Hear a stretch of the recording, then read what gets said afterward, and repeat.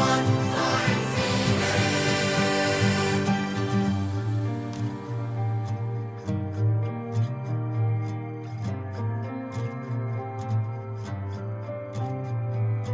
Pouring hand grenades, only one remains.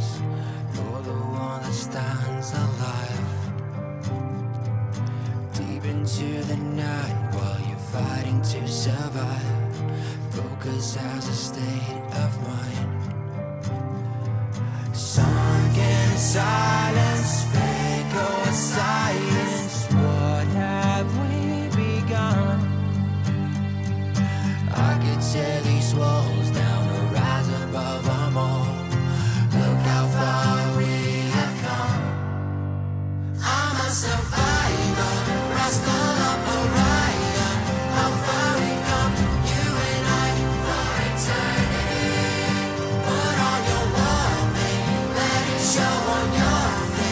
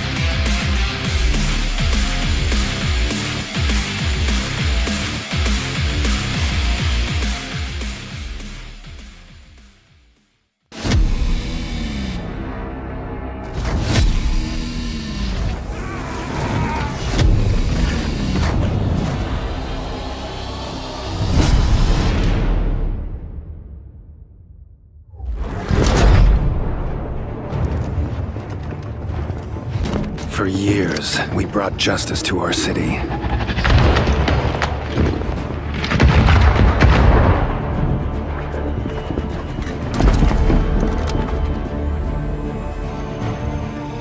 We made mistakes, fought amongst ourselves.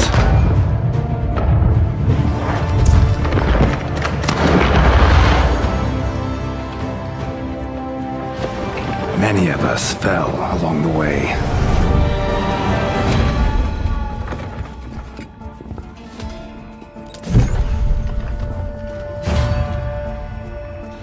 I almost admire your perseverance, Tyson. You and I could have been a great team. You'll never put your hands on my research. This ends today.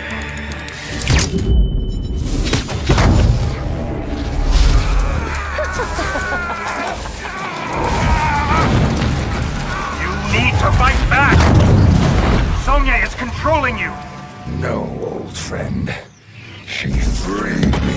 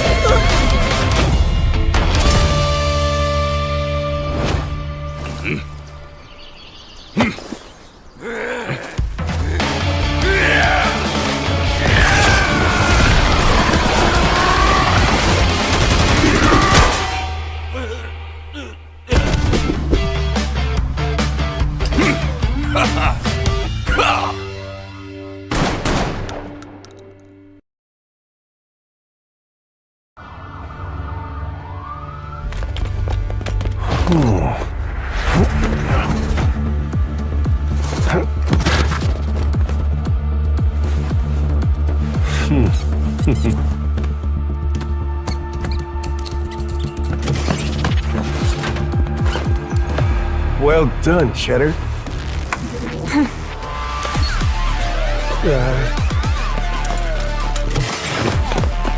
You! Freeze!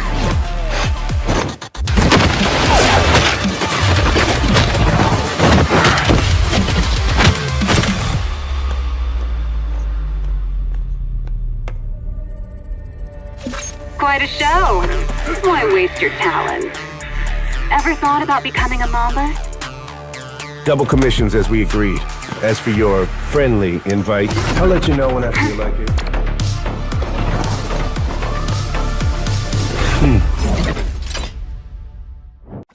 Okay guys, we did it. Now it's time to break into the Telosium generator room.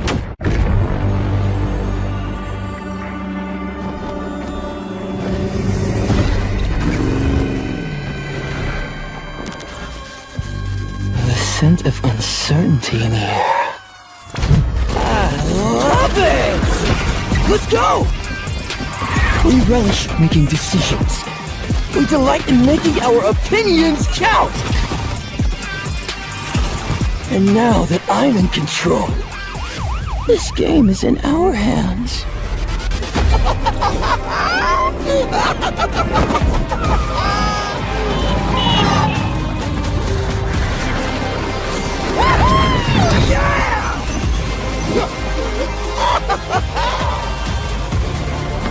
So, it's your call.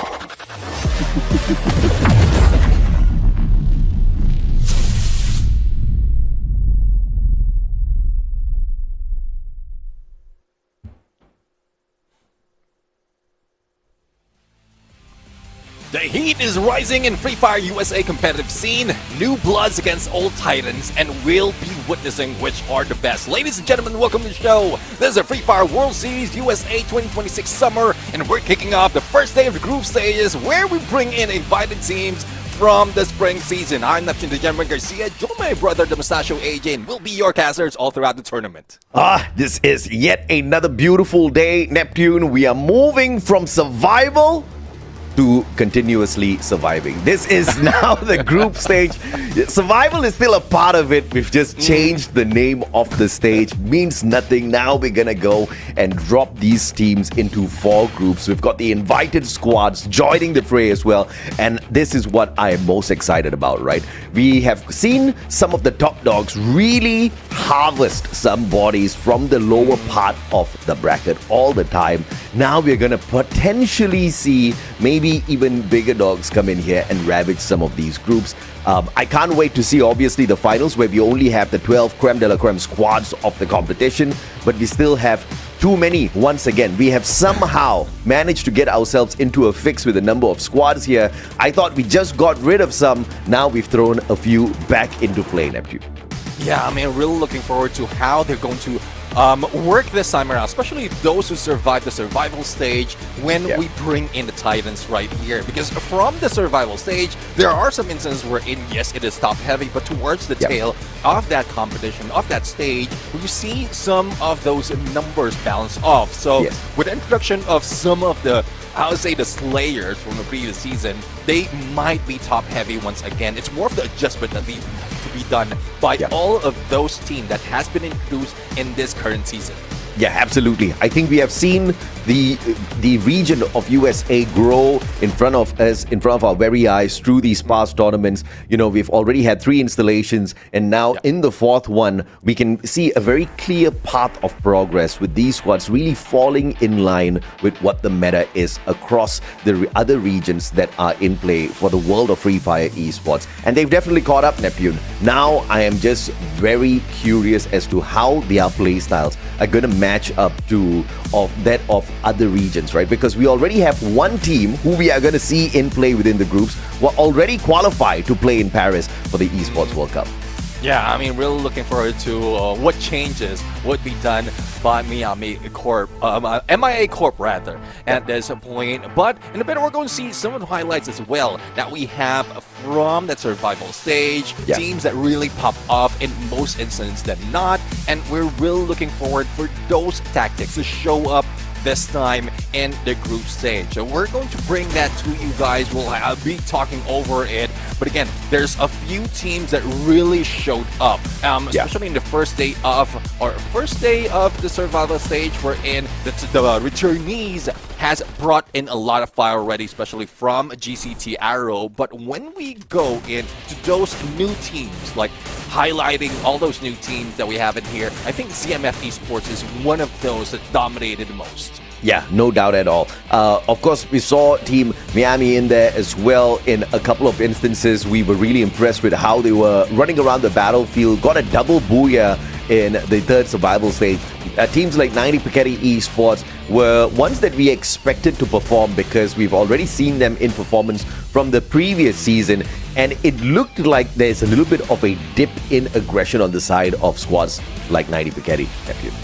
Yeah, I mean, 90 Piketty is one of those who really takes time to warm up a lot and is still showing even in this season. So hopefully they will be able to change that, study their opponents quickly, and then make the adjustment as they go along. Because if that doesn't work for 90 carry, they will be left out, and we've seen several who might be able to, or who was able to do it quite well. And one of those is round 1. They did manage to get 2 Buyas in survival stage 2 and 1 from the 3rd survival stage. So this team really has brought in that expectation wherein they're not only in round 1 player, they can do it all throughout and still manage to get a lot of points. Yeah, and if you talk about round 1, you have to talk about ZMF as well. These guys were ravaging the survival stage. 2 Booyahs in totality, 66 eliminations, getting them to the top of the leaderboard. And a team that hung around long enough to be talked about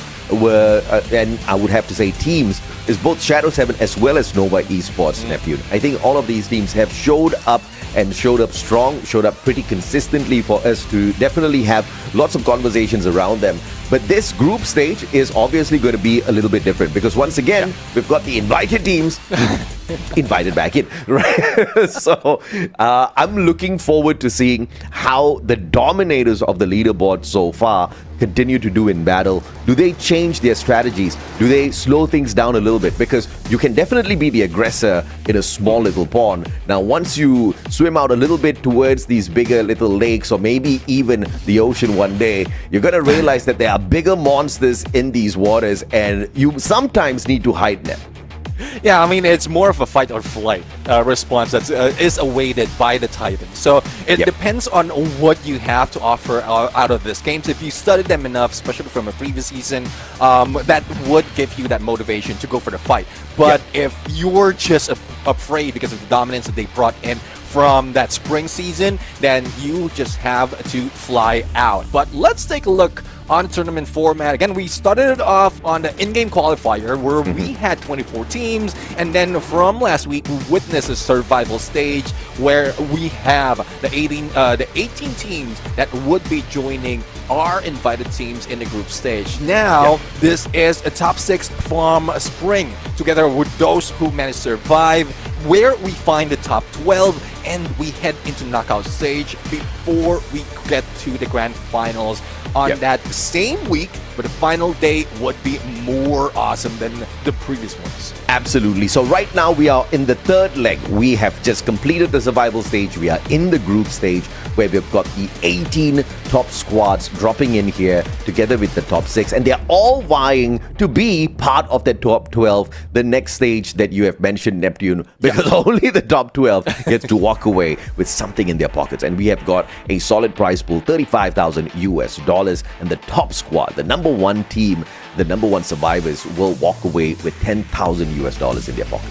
Yeah, and something new that we have for this season is the individual brilliance that can be brought in with some of the new bounties. We have the most elimination, we have the most damage, as well as the MVP that we have on that list. So this is something that motivates a team not to just camp out and get placement points. We've seen that so many times. There's more of them to jump into the battle and get all those damage as well as elimination in, and that's where we see sheer dominance of those who will be able to pull it off. But will they be able to survive? Will they be able to make it work? Because in most cases, especially in the hot drops, it's more of a 50-50 for some of the teams. Yeah, absolutely, man. And you know, you can avoid these circumstances. You can have great vision of where your opponents are dropping in a hot drop if you bring that coda along with you, right? That Aurora vision, as long as you've got them within your crosshairs, you know, within your span of vision, you should be able to spot out these players and try to angle your drop a little bit further, because yes, it is 50-50. Sometimes it can go 75-25, maybe even 100-0, depending on who gets weapons first, depending on whether or not your squad even gets weapons, right? Because some of the times we see these squads dropping in like no man's land, where there's barely going to be any loot out there on the ground. They're depending on their mini Uzis.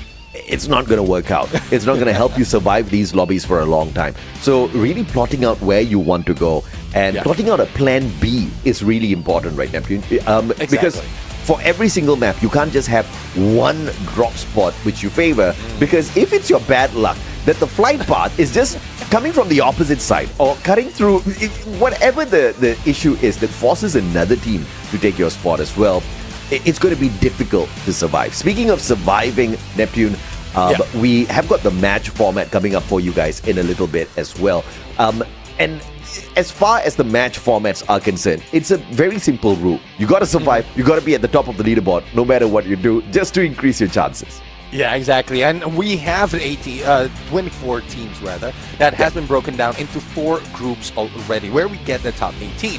And this is where we see that rotation happen. We didn't see that much from survival stage. Now we'll see the rotation of the teams. And I'm loving that we're starting it off to see all those teams to be presented in one day.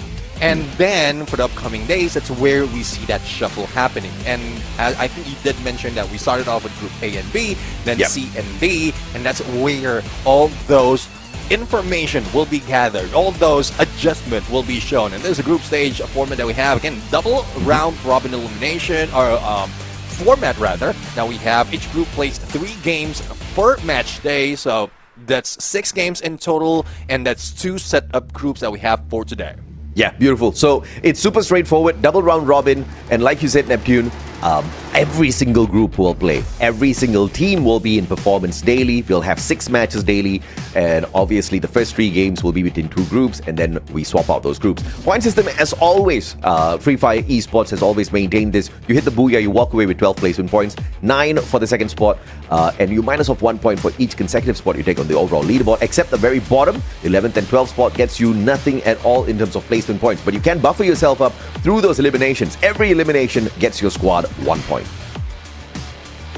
And that's where we really motivate the teams to get all those elimination, those damage in, and that's the bounty the team has. It's up to the teams and players themselves to really change it up right now. I don't want to see, well, we want to see some tactical camping, but not so much wherein you really don't bring in the numbers, because we've seen a lot of booyahs wherein it's not even enough to take number 1 spot, wherein the most aggressive teams has been dominating overall. And in the group stage, booyah is like, it's still a helping hand. It doesn't really give you that much in being the number one team. And if you want to be there and change the momentum to shift to your favor, you want to include elimination as well.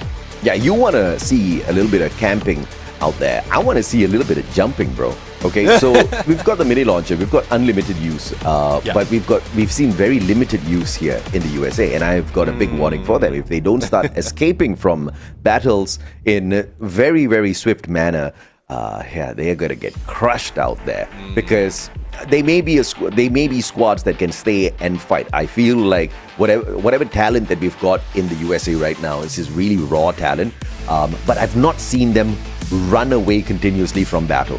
Many squads from across other regions have been practicing this, avoiding engagement, avoiding getting into a fight, because they know that they can find those eliminations. But when you get caught on the world stage, and there's so many other regions capable of taking a good fight, can you get out of a sticky situation? That's something that we definitely want to look into here at the group stage, since we have more monsters. Where do we see them do battle? We've got Bermuda, Solara, Nextera, Kalahari, Purgatory, and then a repeat of Bermuda straight up for game number 6. We pulled a randomizer without you guys noticing, so we already know exactly where we will play twice. Yeah, I expect that there will be different orders of the maps as well as we go along the days in the group stage. So I'm really looking forward to how the teams are going to play this out, because from the survival stage, I guess this is something that they are used to already. Imagine if you're one of the teams who managed to get to the 3 matches or 3 match sets in the survival stage. You're quite used to this order already. If you got to this level, then you might take that as a motivation to take down the top dogs. But top dogs still has their tactics hidden, especially if you haven't scrimmed with them from the spring season up until this moment or before this moment, then I guess there's an element of surprise that will be coming from the invited teams. And from the groups that we have right now, we have a few invited teams, not everyone. So we have Miami Corp as well as INB Esports, and I'm really looking forward to how they're going to change the pace of these games. Absolutely, man. I can't wait to see teams like Zeus, play in here. Cartel Sir, I've been missing them for a bit. But Mia Corp has definitely been one of those squads who have stood out mainly because they didn't, whack the big numbers all the time. They did it when it was most important. That's what's insane. So ZMF better watch out, because you got to get those big points, but you also got to get the booyah when it truly matters, Neptune. And I think that's what's most important here when we get into the finals. We are going to be getting into the first match in a little bit, and I'm very happy to know that we are going to be going into a map where we all know. What I'm a little bit concerned about is in terms of how these teams go through the rotation of maps based on the fact that we are going to be switching groups a little bit later on. But more on that conversation later. I'm excited to see the first battle of the day. I think it's going to set the tone. And like I told you, I want to see teams run away. I want to see some avoidance of engagement, especially with some of these monsters we have out there. Yeah, exactly. I mean, it's not a coward move. It's a tactical retreat. Oh, yeah. So a tactical retreat, if it means that you will be getting the booyah as you survive longer, then so be it. But I guess we're ready. We're setting up the green grass of Free Fire right now, and it is in theme, especially with the summer that we have. Hopefully the teams would be cooled up or warm up as well at the same time as we set the flight. Skies is clear, and there's no sign of rain other than rain of fire that we will see from the battlefield. Holy Lord, rain of fire, let's go. You are asking for some chaos out there, Neptune, and I totally agree with you. I think we need to start this run this week here with a lot of chaos. Give me some hot drops. I think USA is always giving us those hot drops that we really appreciate at the start of these matches. As we head on into Bermuda, what a fair flight path. I talked a little bit about this. Now, you better hope and pray that the flight path favors the drop spot of your squad, right? You need to be flexible enough. You need to be comfortable enough to go anywhere, but you also need to be smart enough to avoid some of the heavy hitters in the game very early on. Yeah, well, especially speaking of heavy hitters, we're already seeing GCD Arrow into the mix right now, heading to peak, and we want to see though if there will be any contention. I think CMF would just be flying by on them, and there's no contention in peak. This is where most, especially in the first game on the first day, most battle starts off. But as we look into Stellar, they are doing a stellar job right now, going against similar players. Now, we don't expect that would be going down that easily. So, if Almir and Reyes will be able to run away, this might be giving them a chance of surviving longer. But I don't think they will be. There will be not much of contention because they haven't looted up that much, especially in the first minute of this game. Yeah, I mean, you just got to focus on that loot, man. That's most important. If you're not battle ready, you're probably going to get smashed to the wall. Not the most fun way to live out your life. Now, we do see a couple of players from the side of QE out there. It's probably I'm trying to wrap my head around that logo. I might have seen it somewhere, but Flash Esports, I definitely have seen them before. They are chasing a player on the side of Mia Corp at this point of time, isolating him. Or is Josh Ware isolating Mateos? M519 time turner. It's the other way round, but Flaking was there for the trade. Mateos is going to get picked right back up. The rest of the Mia Corp players not going in for the engagement, and I find that to be a smart move because here comes Team ZT in the compound as well. Everybody wants to camper around that vending machine. Oh, let's see. I mean, Mia Corp is in trouble. It's only Biblico or Biblix right now who's trying to move away and trying to revive the teammates. Not enough coins though to go in for full revive if that discount is not available, but at least one. But no, there goes a revive for the rest of the squad. I guess that instant revive is still on at this battle. Biblico didn't have to do anything, just have to survive a few more minutes, and the team is back in play. Fury almost taken down. It's just a millisecond too late for Biblico, but we know the prowess of the sniper coming from this guy. Hopefully no one jumps on him. You know, I'm actually very surprised that we're not seeing more of the Iris in the current meta, Neptune. Because in a situation like this for a sniper, that Iris would have just blown Fury apart already. Easy pointer out there.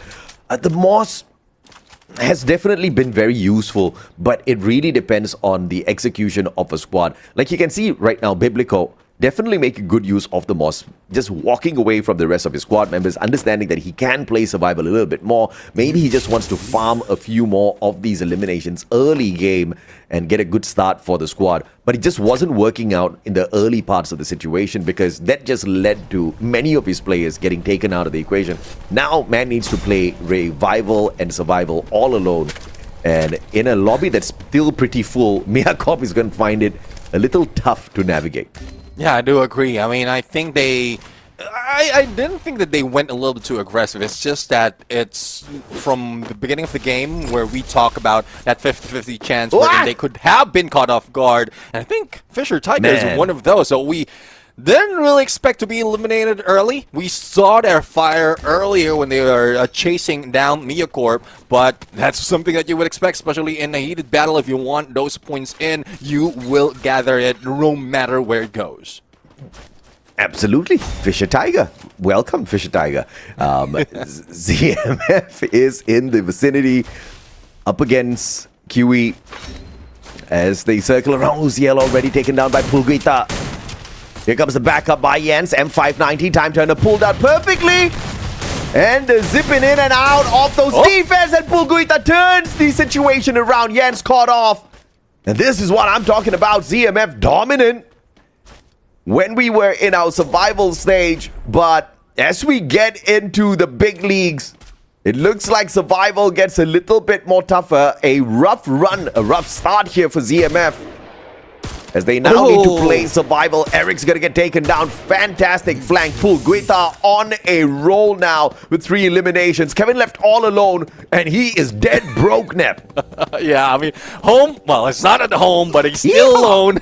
It's going in for a U-turn back into Cape Town and trying to get, or will try to get all those coins. But QE, previous loan as INV Esports, is something that we didn't expect to be this hot in the beginning. But we've seen how well Pulguita did manage to get all those elimination in from the early part of this game, but that's or rather it's Invictus because we have INV Esports right here that we have as an invited team. So hopefully you don't get confused like I am, but Erica right now, I'm really loving that Erica is back into play, but unfortunately didn't scan out this area of Shipyard with that binocular before they go for that jump, and even Lightning Zone will not work for them at this point.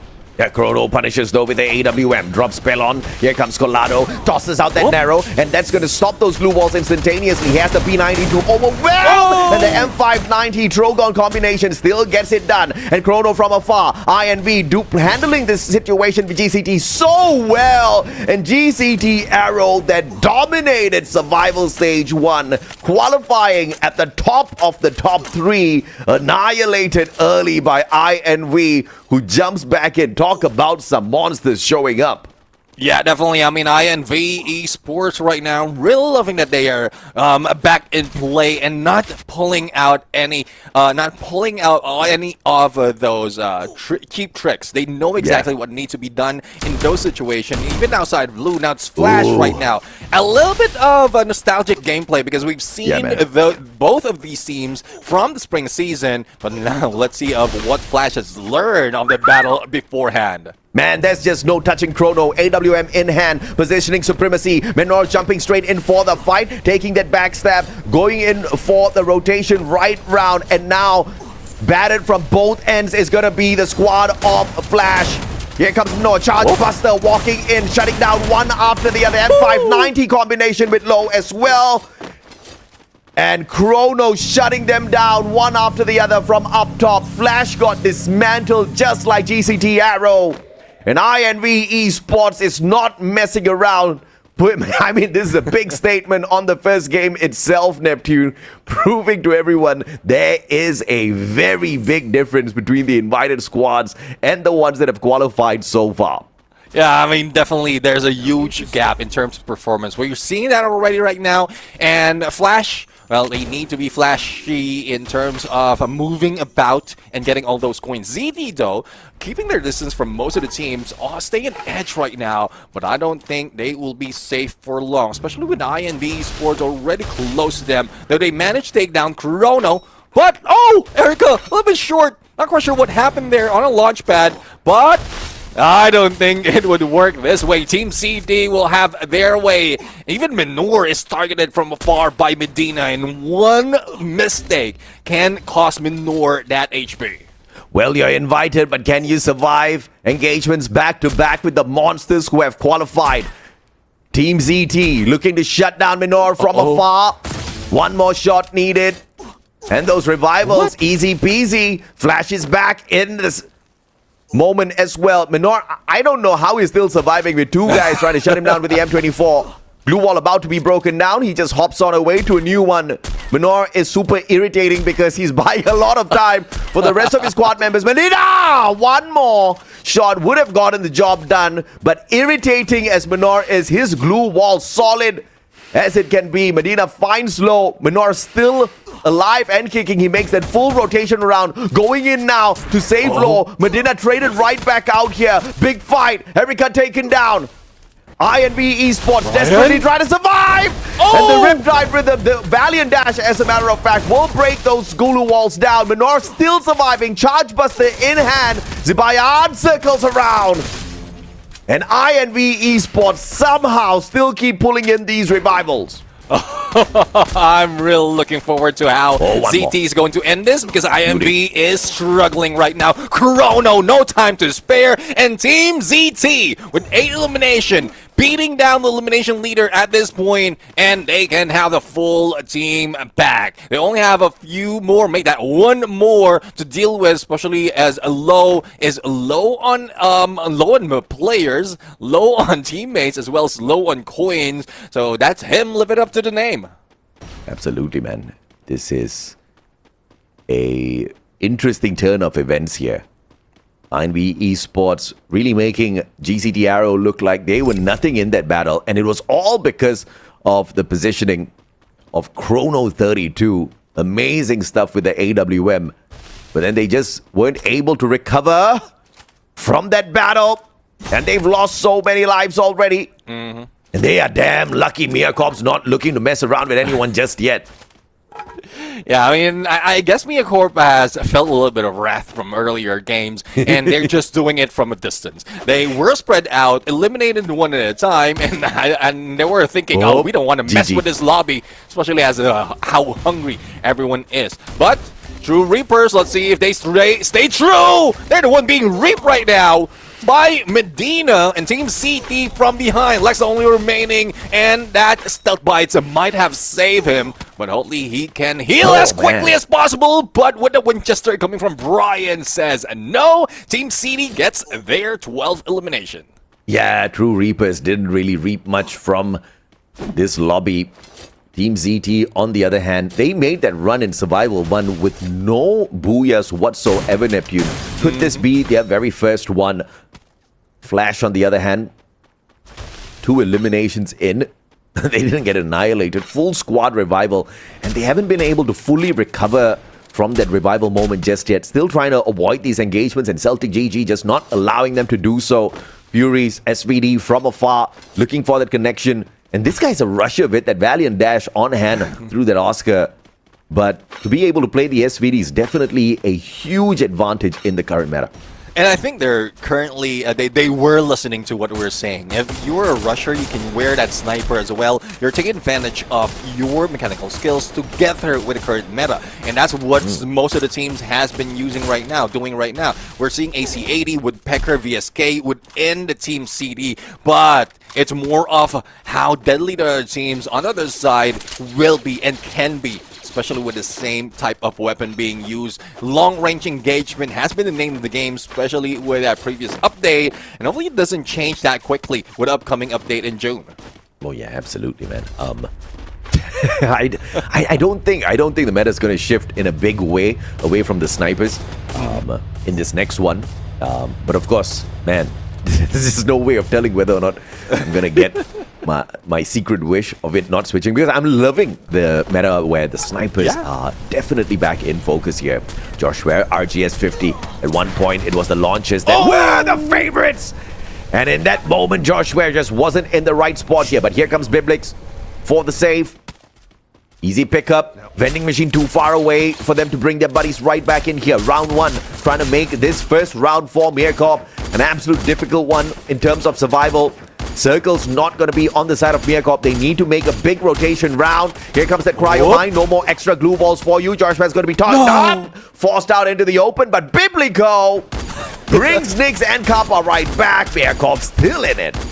Talk about biblical proportion in getting the team back in play. Now, there's still a chance for MiaCorp right now, but Nyx and Kappa has been taken down. Again, those snipers being deadly, especially with those trying to jump in. You can see them from afar. You can see them in some of the cues that we have in the game, and that's difficult really to survive. So hopefully they will be able to change those tactics back around. But again, MiaCorp is not aiming to be the #1 team. We've seen that from the previous season, and we're seeing it once again. And hopefully they're just not giving enough points for those who's dominating this lobby, making it difficult for them to catch up. But R1, round 1, I think they were about to be taken out, but there you have it. QE was taken out first before round 1. Yes, stellar performance there indeed from Stellar Esports.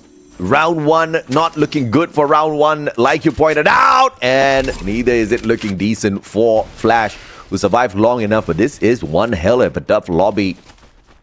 Many of the big squads who almost faced annihilation found recovery initially, and MiaCorp still left with 1. And as I speak of them, no longer a biblical performance.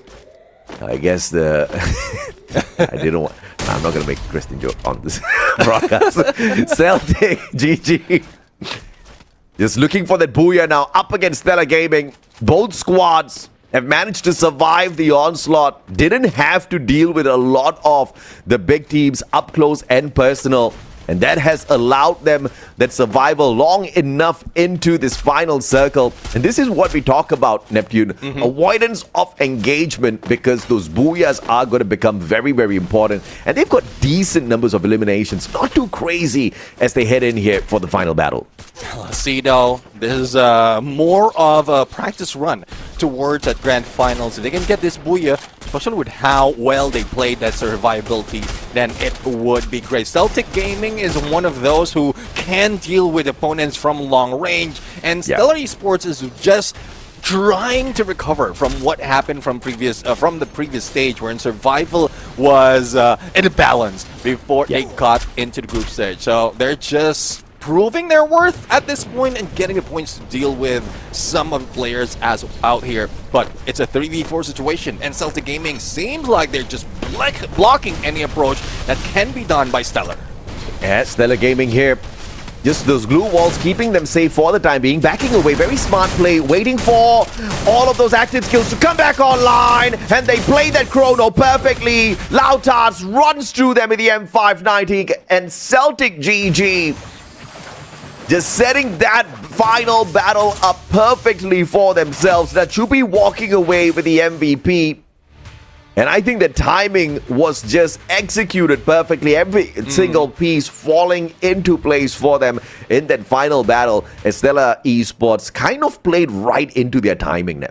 Yeah, I mean, I do agree. It's just that it's too difficult to really understand how they are aiming to get into final circle. It's more of the pressure that's coming in from a team that has brought them that spark of brilliance. But it's something that we see often in the beginning, wherein you might not have those quick decisions happening in the first game, but as you go in with more days, more matches and group stages, that's where you make the adjustment. Hopefully it does happen in this game.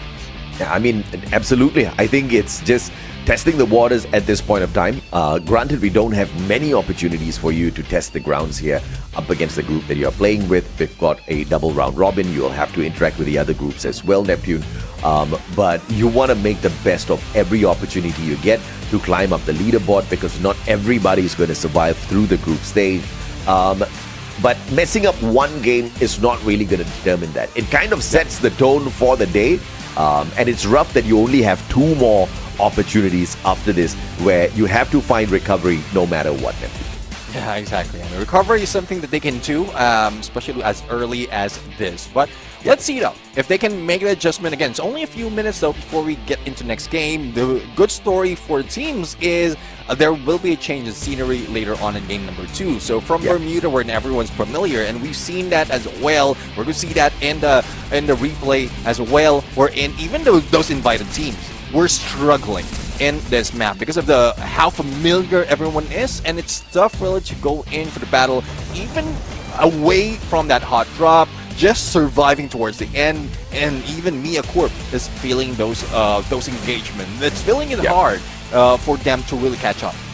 And QE performed decently well as well. And if, again, you guys missed that, QE is Invictus. They played in our survival stage, and they have managed to find that qualifier. But this lobby, I expected it to be a little overwhelming for QE based on how they performed. But, you know, I think they navigated their way around quite a little bit. Unfortunate that, you know, sometimes you just have your teams who do get caught out in the open, and QE was just one of those squads as they were trying to find their survival through those revives, just couldn't really find a full recovery. But Stellar Gaming, on the other hand, I think they had a decent enough run towards that final circle. It was just that final battle, the timing just a little better on the side of Celtic GG.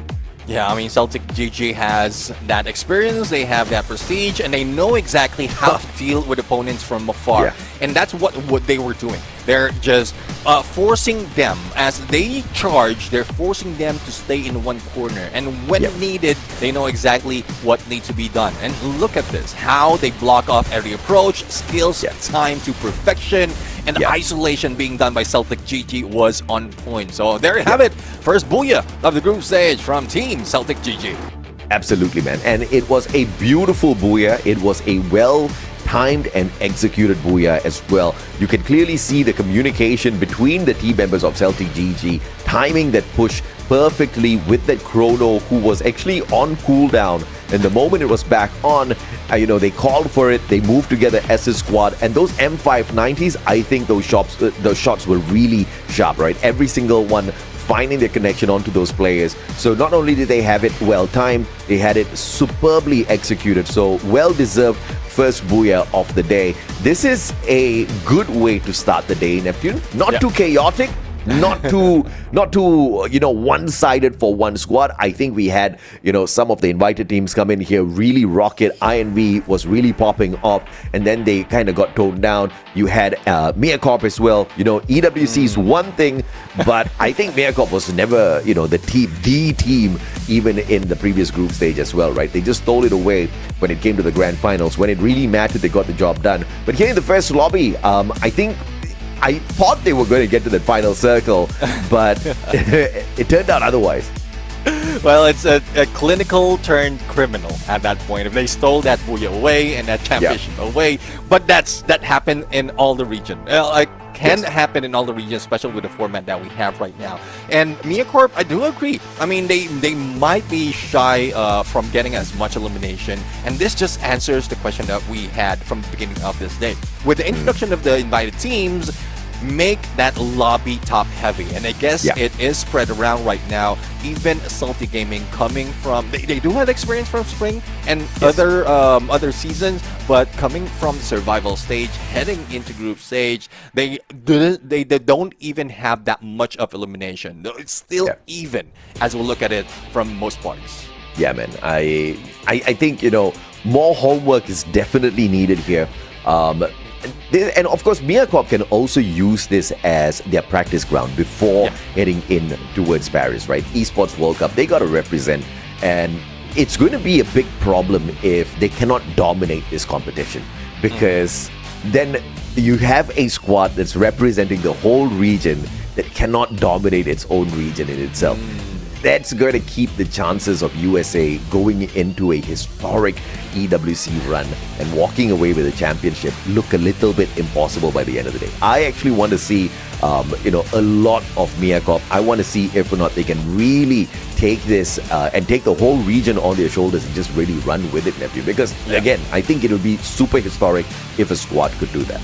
Well, again, the question remains though: do you have a lot of plans prepared? because we're talking about plenty of days in group stages, not even on the the grand final. So if you have a lot of plans prepared, yes, you can show it in every day and prove that every plan is worth using if you can dominate that game.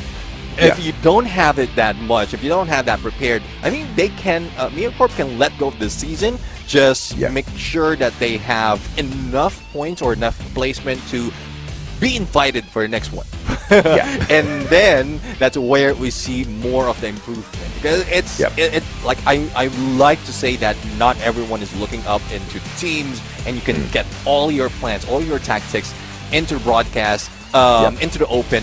But I'm pretty sure there are a few who have their steely eyes against opponents like this, who they seldom see in the global stage, but might give us that element of surprise in a EWC stage. Or they could just looking to be hunting you down. I mean, easy points, brother. It's either you become the predator or you play the role of prey in a lobby. It's just, you cannot play it any other way, right? You have to go looking for those important points, because you're either looking to be the champion of the competition or you're looking to get as much as possible in terms of the prize pool. It's a very straightforward thing, and you got to figure out, you got to strategize the way you pull some of these points. Some teams have no plan. Some teams just say, I'm going to drop into that lobby and I am the best in Free Fire. I am just going to find every fight that I get out there and pull those points. Some other teams have a strategy because they know if they drop into a lobby like this, they're going to get cooked. You know, we went to Bermuda, some teams got cooked. We go to Solara right after this, you might get cooked. And if you know you are going to get cooked, you need to find somebody else that you can cook, okay? And you need to get to where they are going, and you need to cook them up good and earn those elimination points for yourself, because it's all about the numbers when you want to qualify, Neptune. Yeah, I do agree. I mean, it's all the numbers, and if they can bring in the numbers, you like it's a matter of getting cooked and getting to cook at that point. So they might be the ones who are the chef in this battlefield right now. But again, it's still early to tell. Some of the teams has done this so many times, even from the previous season, even from the previous installment of USA competitive scene, FFUSA or FFUSC, wherein we didn't expect some of the teams to really pop off that well, other than T-Rex. But as we see the improvement overall, some tricks are being done on the planning stage. They plan it that let's just give enough on the points, not really be that dominant, so that we will be in a certain level, and then towards the grand finals, that's when they rock it on. So hopefully it's the earlier part, it's the first part wherein they just bring it out regardless of what stage they're in, regardless of what day they're in, and we just see sheer dominance from the teams. Yeah, I mean, we could really play this either way, right? You could have some teams slack off and they can get punished for it. You can have some teams really stay focused on the goal and go all out to pull these points to find the qualifier into our knockout stage. Because at this point of time, we are only going to be dropping 6 teams from the group stage as we head on into the knockout stage. And from the knockout stage, we then slim the 18 down to a further 12. So finding your survival, just being part of the top 18 in this stage might still not be a very big task for some of the teams who are at the top. It's more of an ego challenge, an ego game, and also an opportunity for some teams who are really confident in themselves to test out some ideas that they have in terms of rotation, in terms of the power level of some of these other squads, forcing a hot drop against these teams and seeing if or not you can, where you stand on the power scaling when it comes to some of these straightforward gunfights. You know, there's so many things that you can practice out here if you are a confident squad. But if you're one of those just struggling to survive, desperate to get into the grand finals, man, you better watch where you walk out there, because we've got some crazy predators as we head on into this next map. Again, Neptune, Solara, slide rails, you know how it works. You can expect to find some extra visitors when you are in a heated battle. Yeah, exactly. I mean, it's a plan of entry and a plan of exit for most of the teams, and hopefully they use it well. And from what I'm seeing right now, in where Celtic Gaming is dropping from the hub, they might be meeting Team ZT, and we've seen how aggressive Team ZT was from the earlier parts of Bermuda. The only chance that they have, though, is get better weapons, and M60 already in the hands of Fury. If he managed to pull it off, or probably it's just that Kingfisher with that P90, he might need to get close to be able to make those shots. The Celtic GG. This is where we see whether or not the Booyakers have followed us to the group stage. Team ZT definitely a strong squad. And Solara, like I said, prone to a lot of squads just dropping by to say hello, to see if they can steal away some points. Whilst the rest of the team members are far away. Celtic GG just rushing on in, getting a double knock coming on through. Loudheart's traded out here. Fury's a sliver of health, and he will get rushed. Brian drops him with the MP40. The trade is there. Kane, I think we had a stalemate here. Revivals possible for both squads. The ones closer to the vending machine will be Celtic. Nachupi only having enough coins for one. But Hugo is there for the backup. Young King, what a shot off of Nachupi, the VSK. Now Bonita way too far away from this vending machine. Celtic Gaming going in for the finisher. Medina has a VSK as well. Revival now. Medina has to turn around. M24 up close and personal. And he will get punished with the M1917 double revolvers, putting the end to Team ZT early. And Celtic just showing you exactly what they are capable of. Celtic Gaming just trying to get away from that Booyah curse, and they did it phenomenally. Now let's see if they can survive against ZMF, and we've seen another team, another aggressive team being introduced against Celtic Gaming. Now, it's more position, though, that they will need to take, because Stellar is also into the mix. It's getting crazy in the hub right now. I don't know who spilled the beans of everyone, or whoever made this a plan. It would give out a lot of elimination, especially in this game. But Stellar, right now, a little bit trapped. And here comes CMS. Uziel just disrupting the party. Oh, Stellar party here.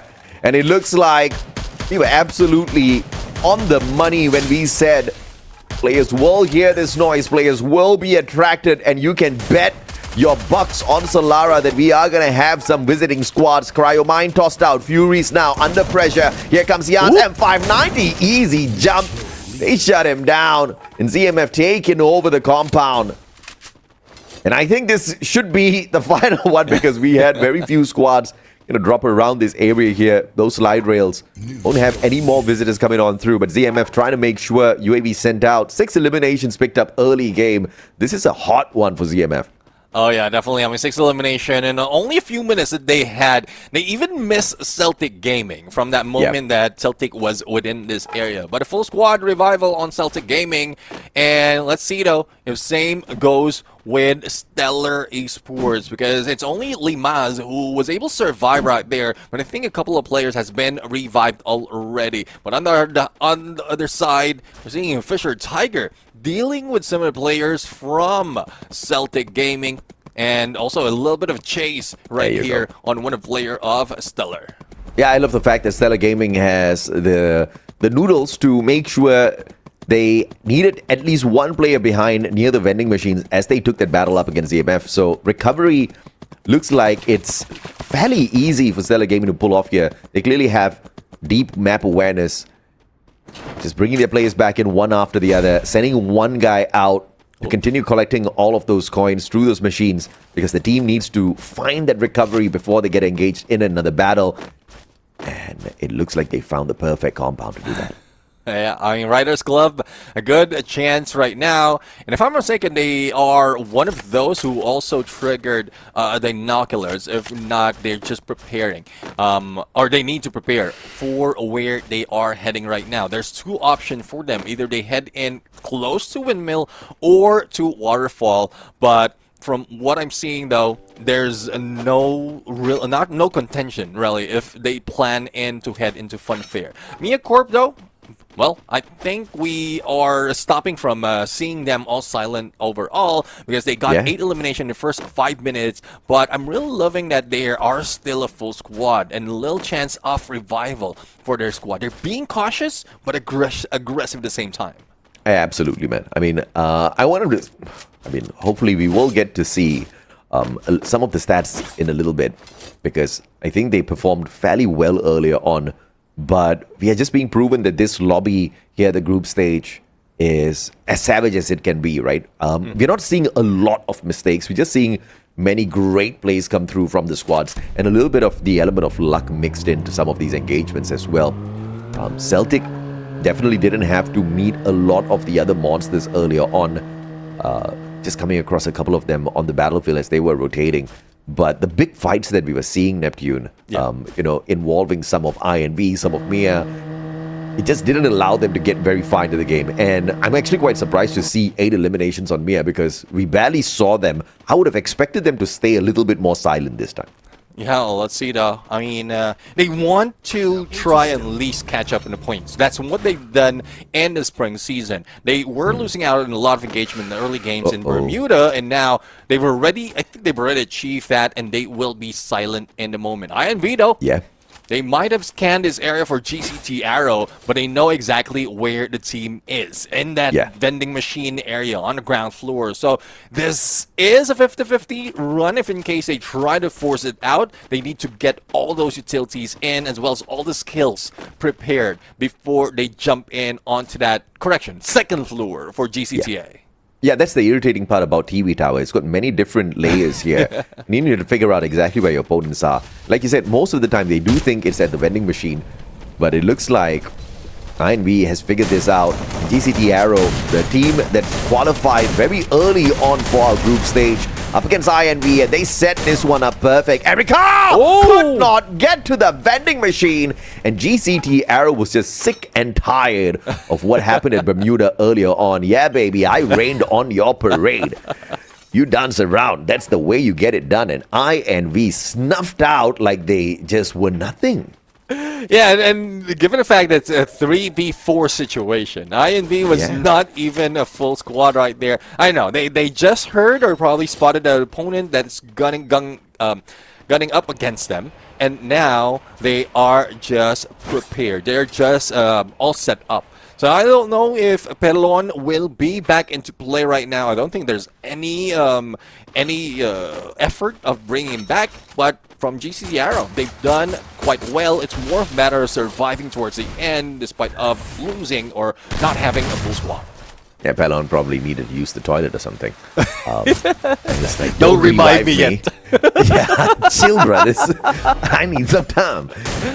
Fisher Tiger out early. ZMF continuing to just mow down squads. And True Reapers are truly reaping whatever they have sown in their past lives. And they just messed up with their names here, man, in this lobby.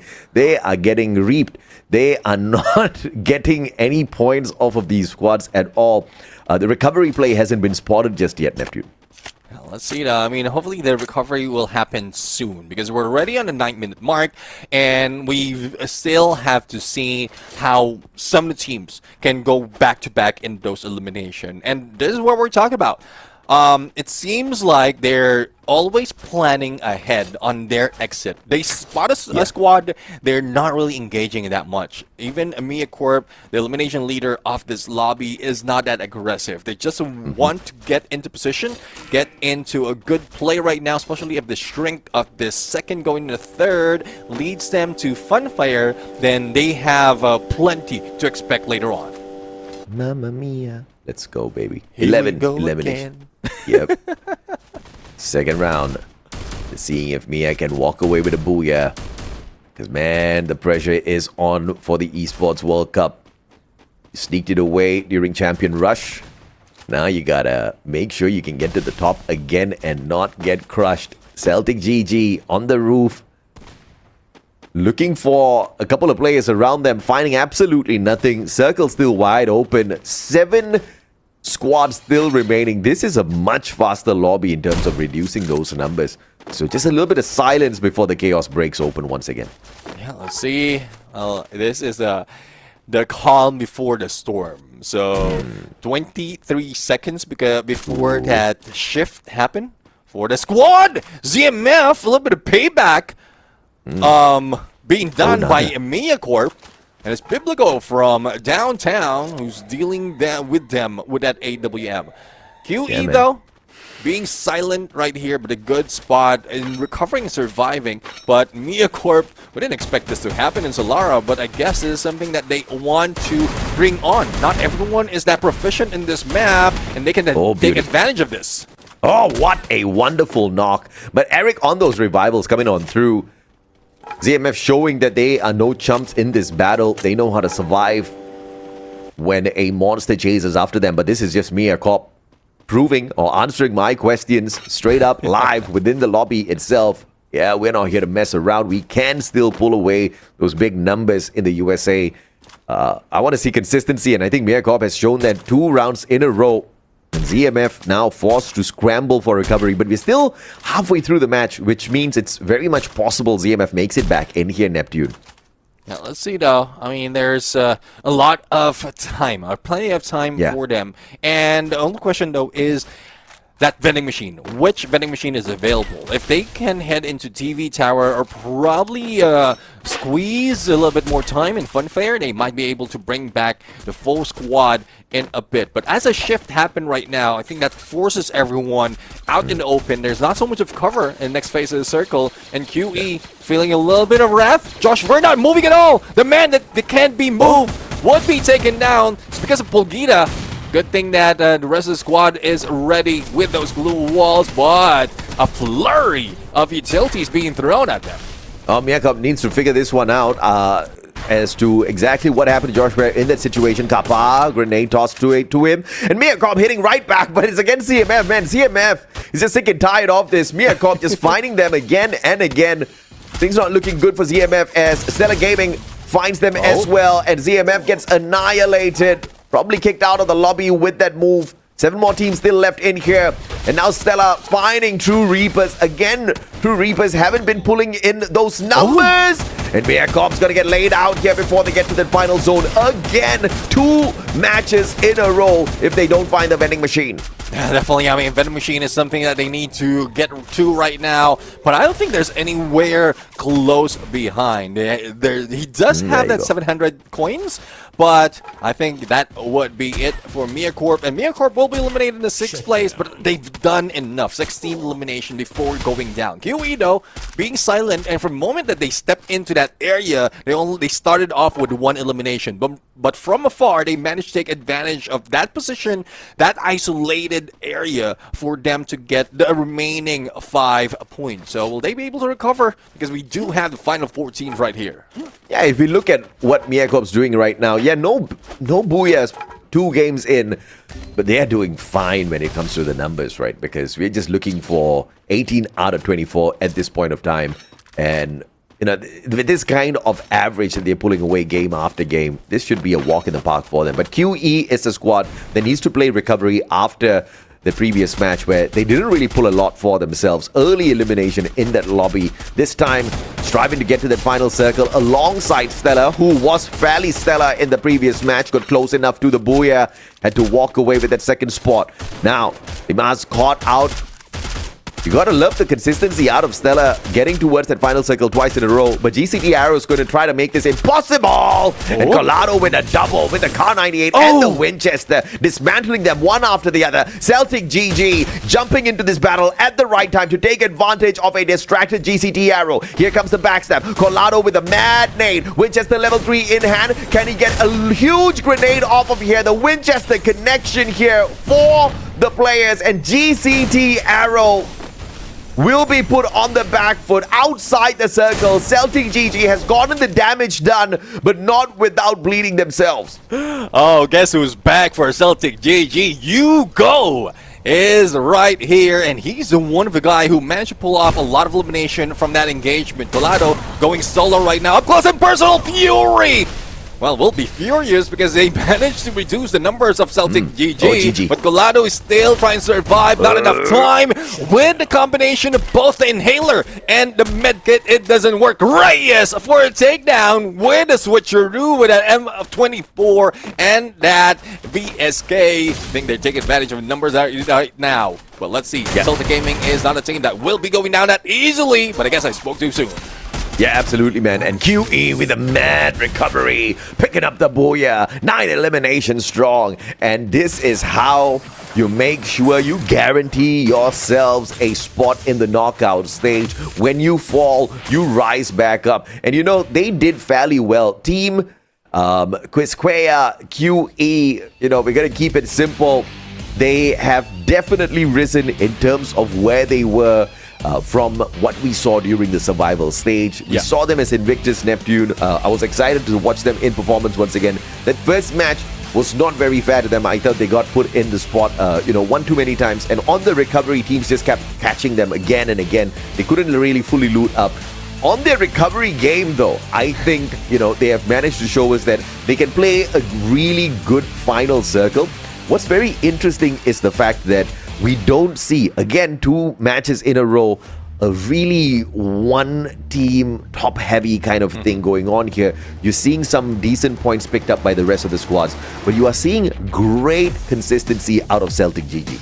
Yeah, exactly. I mean, Celtic GG being in the top 3 most of the time, and the 2 matches that we've seen, and that's a consistency that we often see. But I do agree, we don't see top dogs being in there just dominating the league, and I think they're pulling away from that perspective, because from the past when Free Fire has been reintroduced to USA, it was always one team in dominance, and most of the time it gets flipped towards grand finals. So all those tactics, all those aggression are being nerfed because all those strategies are being laid out in the open. And that's one conversation that we have in preparation, especially with Mia Corp in preparation to EWC. I don't think they will be that dominant, but they will still be consistent in bringing the numbers. And if they cannot get the booyah, at least they can touch up a lot on elimination. That's what they did for this game number 2. Yeah, it's just big stuff, man. With great powers comes great responsibility. You become the champion of USA. You find a ticket to the Esports World Cup. Now the responsibility is just to go out there and really carry your region on your backs, right? I don't think Mayakop has much of a option there, but the chances of them dominating on a stage like that, we definitely want to see the probability for sure, and that can be shown through the engagements out here. But you're seeing brilliance all throughout the battlefield from start to end. INV could not keep up the great presence that they showed us in that Bermuda match here in Solara, unfortunately. Yeah, I mean, it's tough. There's a lot of teams that has made this map a real struggle for themselves, and there's only a few that did capitalize on getting all those eliminations. So Mia Corp is one. Another team was Celtic Gaming when they met up in the hub and they were introduced to a lot of teams, and even towards the end they managed to survive. So out of those 2 teams, Mia Corp and Celtic Gaming, they hit hard from the beginning and then still managed to survive towards the end. And that is a great plan out of top dogs that we have right here. Because if you manage to have a full squad, so let's bring back to some of the teams that we have in this moment. If Celtic Gaming has a full squad in this final moments against QE, they could have taken that booyah with the number of elimination that they brought in before this happened. Yeah, I agree, but I also think that QE played this timing perfectly, right? Just picking the right moment to go in there for the rush. They knew that their opponents were a little bit weakened in that final circle, and just pulling the trigger at the right moment gave them the booyah. Earlier on, we saw Pulgrita very aggressive in the early parts of the game at Bermuda. Didn't fare the squad well. They picked up a few eliminations and then got annihilated from the lobby. But this time around, they navigated really well, and I think Reyes played that Moss down to the T, had the perfect sniper build, had the Moko there as well to tag up players. Yes, a little nerf, but still very effective for a sharp-eyed sniper. And 3 eliminations, 1 headshot, 1 assist. Not too much on the numbers, but I'm not going to worry too much because it's all about the booyah sometimes to just boost up the confidence of the full squad as they get into battles. And they have to because they only have one more game to go.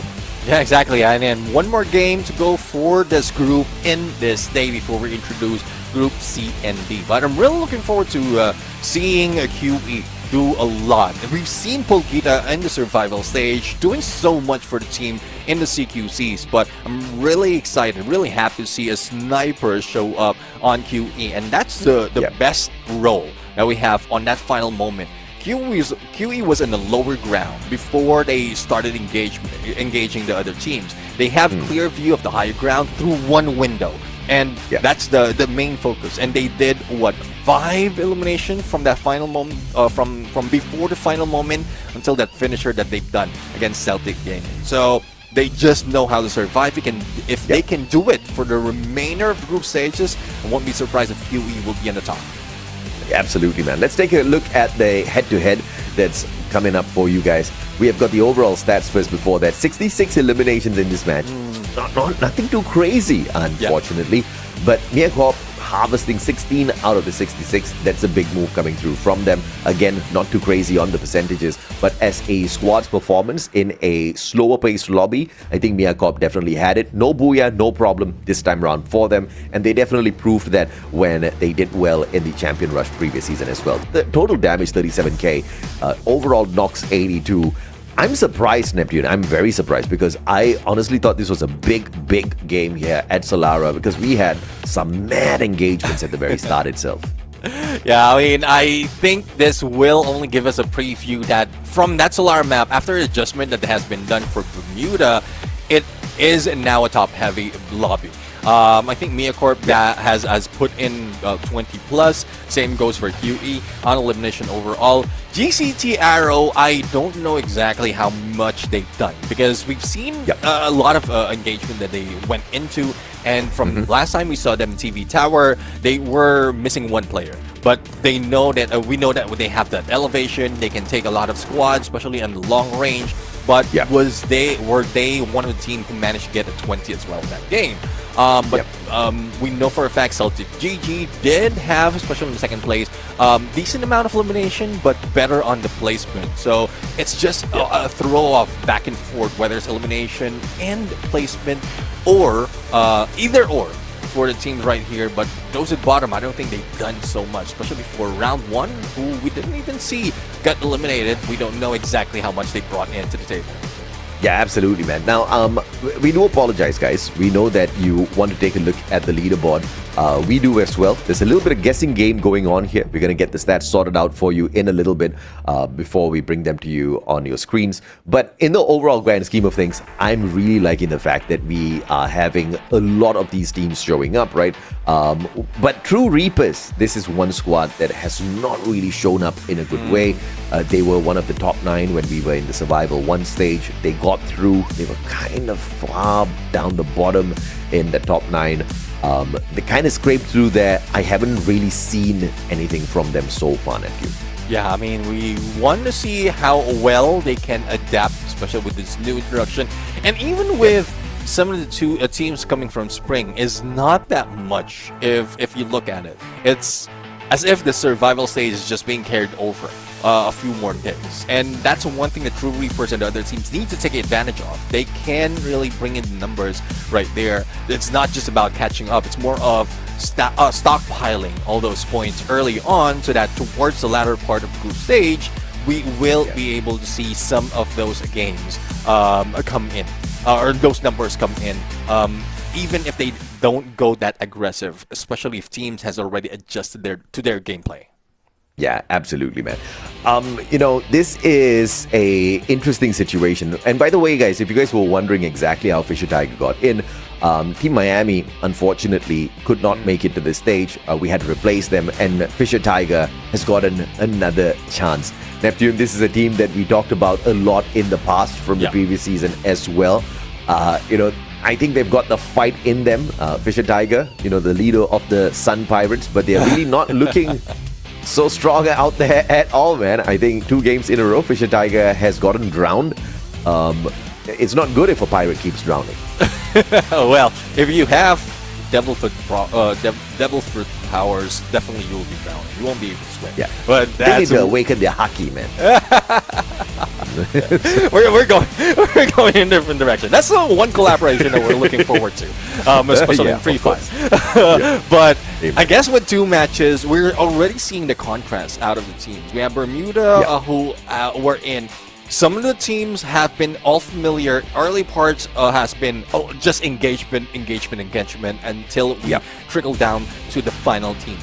In Solara, it's quite different. We started it off hot, and then there's a long stall before we saw those aggression coming into the final moment. So I just want to see if the next map would be the same. Would we be seeing the same pattern out of the team, or would this be another surprise hit out of these teams that we'll be seeing in Nextera? Yeah, absolutely, man. Well, Nextera, you know exactly what it is. You're going to have some open grounds there, but a lot of these, sites will definitely have a decent compound for you to play around with, which is going to be engaging a lot of these closer battles, which means anyone who picks up a grenade, anybody who picks up the launcher, anybody who picks up the RGS will have a decent advantage, but those who have those shotguns will be at a phenomenal advantage, and those who bring in the right active skills to navigate around a situation that's going to keep you in the heat of these battles up close and personal will have an advantage. The Morse will come in very handy because you've got many vending machines to get to these compounds. You just need to stay invisible for a little while as you move from building to building. So that's going to help some of these snipers to stay away from the rest of their team members and just focus on reviving whilst their aggressive team members go out hunting for some extra points early game, Neptune.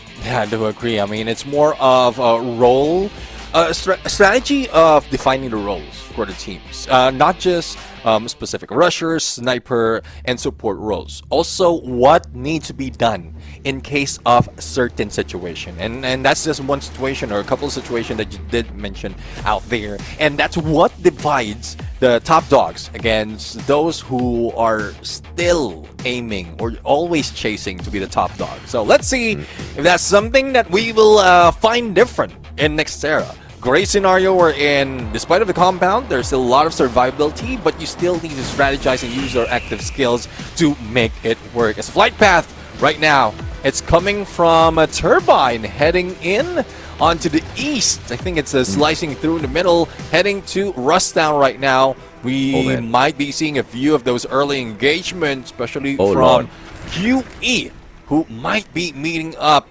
some of the teams right here from GCT Arrow if they fall short. Yeah, man. I mean, True Reapers up against INV as well. This is going to be a little bit of a hot battle. Here comes the Time Turner and the Cryo Mine, both being used simultaneously. Reyes getting away with the Morse. And QE should be able to survive this one. Their play is all scrambled out here on the battlefield, and GCT Arrow too far away to find the Punisher onto each and every single player. So there's a high probability, but those VSKs are coming out. Western Pew finding them from afar. Team ZT, on the other hand, managing to fish out a couple of Celtic GG players for themselves, Neptune. Yeah, I mean, Team ZD is one of those aggressive teams from the beginning, and hopefully we see them survive longer. But in terms of elimination, I think they've done enough to be able to put themselves in a comfortable spot. Brian for the flank! Even Lautas didn't notice that. And there goes the finisher coming from Team. 3 elimination already from Team ZT, but Celtic Gaming did manage to go for a revive. One more revive to boot coming from Nachupi, and there goes Hugo back. They really need that sniper if they want to fight back against Team ZT. Absolutely, and double revival coming on through Nachupi with the Morse, and this is exactly the play that we called out, right? Having the Morse, backing away, staying invisible, picking up those coins, getting to the vending machine, bringing your squad back in here. But I think this should be the end of the Nachupi run, because here comes Team ZT, every single one flanking him. 1,100 coins in pocket, but too far away from the vending machine. He has to take a pause. Flanked from both sides, Nachupi has to pull off some Superman action here. As the P90 does the first one, XK taken down. Pull out the glue wall, Nachupi. He had 3 on him, but just a little too slow on the glue wall. Overwhelmed. The game of numbers catching up in a Chupi. Yeah, I mean, it's really tough right there. We have glue walls, and we've seen a lot of players in there in CQC who just survive out of weaving in and out of glue walls. But Najupi, I don't think that is a plan. I think everyone of the team gave the signal already that you can let this go, you can let this position go, and we can just revive you in a bit. Now, let's see if that would come true. CMF, though, going against INV, as they're not the only team in the mix. We are seeing True Rippers as well as Fisher Tiger in this area, Plazaria, and I think this is where the party begins. INV 5 eliminations already. Fisher Tiger, man, don't get fished out once again. True Reapers, as expected, are getting reaped. UAV sent out. ZMF, final survivor, gonna get scanned out here. Fisher Tiger in the area as well. INV trying to snuff them out. Cas B caught in a monster truck. Will be able to get away using the building as cover. Puts himself right back in the crosshairs of Chrono, who almost annihilates. And the follow-up from GCT Arrow instead. Pilopio gets Cas B. Easy revival for Ken Fan. And Fisher Tiger will stay in here.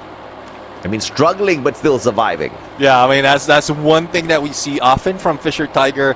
They're doing quite well. And hopefully it doesn't happen that often, because I know how difficult it is. I know I'm feeling the pressure out of Fisher Tiger, especially in those situations. But they are survivors at this moment. Chrono, though, Mac 10, backstab against shoot, and Shooter shoots back. UMP doesn't work, and again, it's more of the numbers. And how well INV is playing that is they cover all the exits as well as the entry of this area. They don't just go solo. They're no heroes. Everyone is working as a squad, and I'm loving that coming from INV. Dude, Team ZT is getting dismantled by Stella GG. Team ZT, big fight coming on through. And Lowe's like, nope. Erica's gonna be like, no. Lowe just wanted to wait for backup here. Mia Corp getting dismantled as well. Team round 1 bumping into them. ZMF on the way to the site. Vending machine in front of them. And Team ZT finding the recovery as well. So much of chaos and recovery happening. And this was a beautiful timing here by INV, waiting for the rest of the players to catch up on the zip line before Lowe continue to move on towards GCT Arrow, not really worrying about the challenge that lay forward behind, in front of them. Here comes Low with the M590. And those boosted up glue walls on standby. Wasn't Pew just catching up? Beautiful Valiant dash, but pushes across. One big mistake, and he gets punishes through those M590s. Colado getting a massive nade. GCT Arrow, but he puts himself out of the equation as he nades himself. And GT Arrow forced to play a little bit of recovery here, but a majority of the initial mission is complete.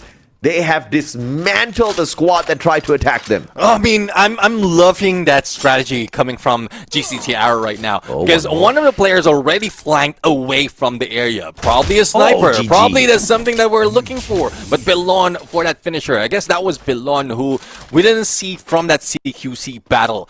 But imagine a 3v4 engagement wherein they managed to isolate INV and just go for quick recovery. The priority is to save their teammates, not just to go for an engagement, and INV lost that in their minds for a moment. Thus, they lost that battle as well. Okyutai doing great with the cord. And so is Flaking here from up on the roof with a Mac 10, brother. There are better guns in this world. Flaking from a revive, probably. Gives no flakes at all whatsoever. Yes, from the revive. He was just trying his luck. He's like, maybe I can do this. No, you can't. Goes to get a better gun as he revives the rest of his team members as well. Flash not doing too bad this time around. 7 eliminations strong in somebody else's lightning zone. But they really are not caring much for their lives at all. They're just running around trying to see if they can spot someone else to just jump into an engagement with. Yeah, no regards for player HP.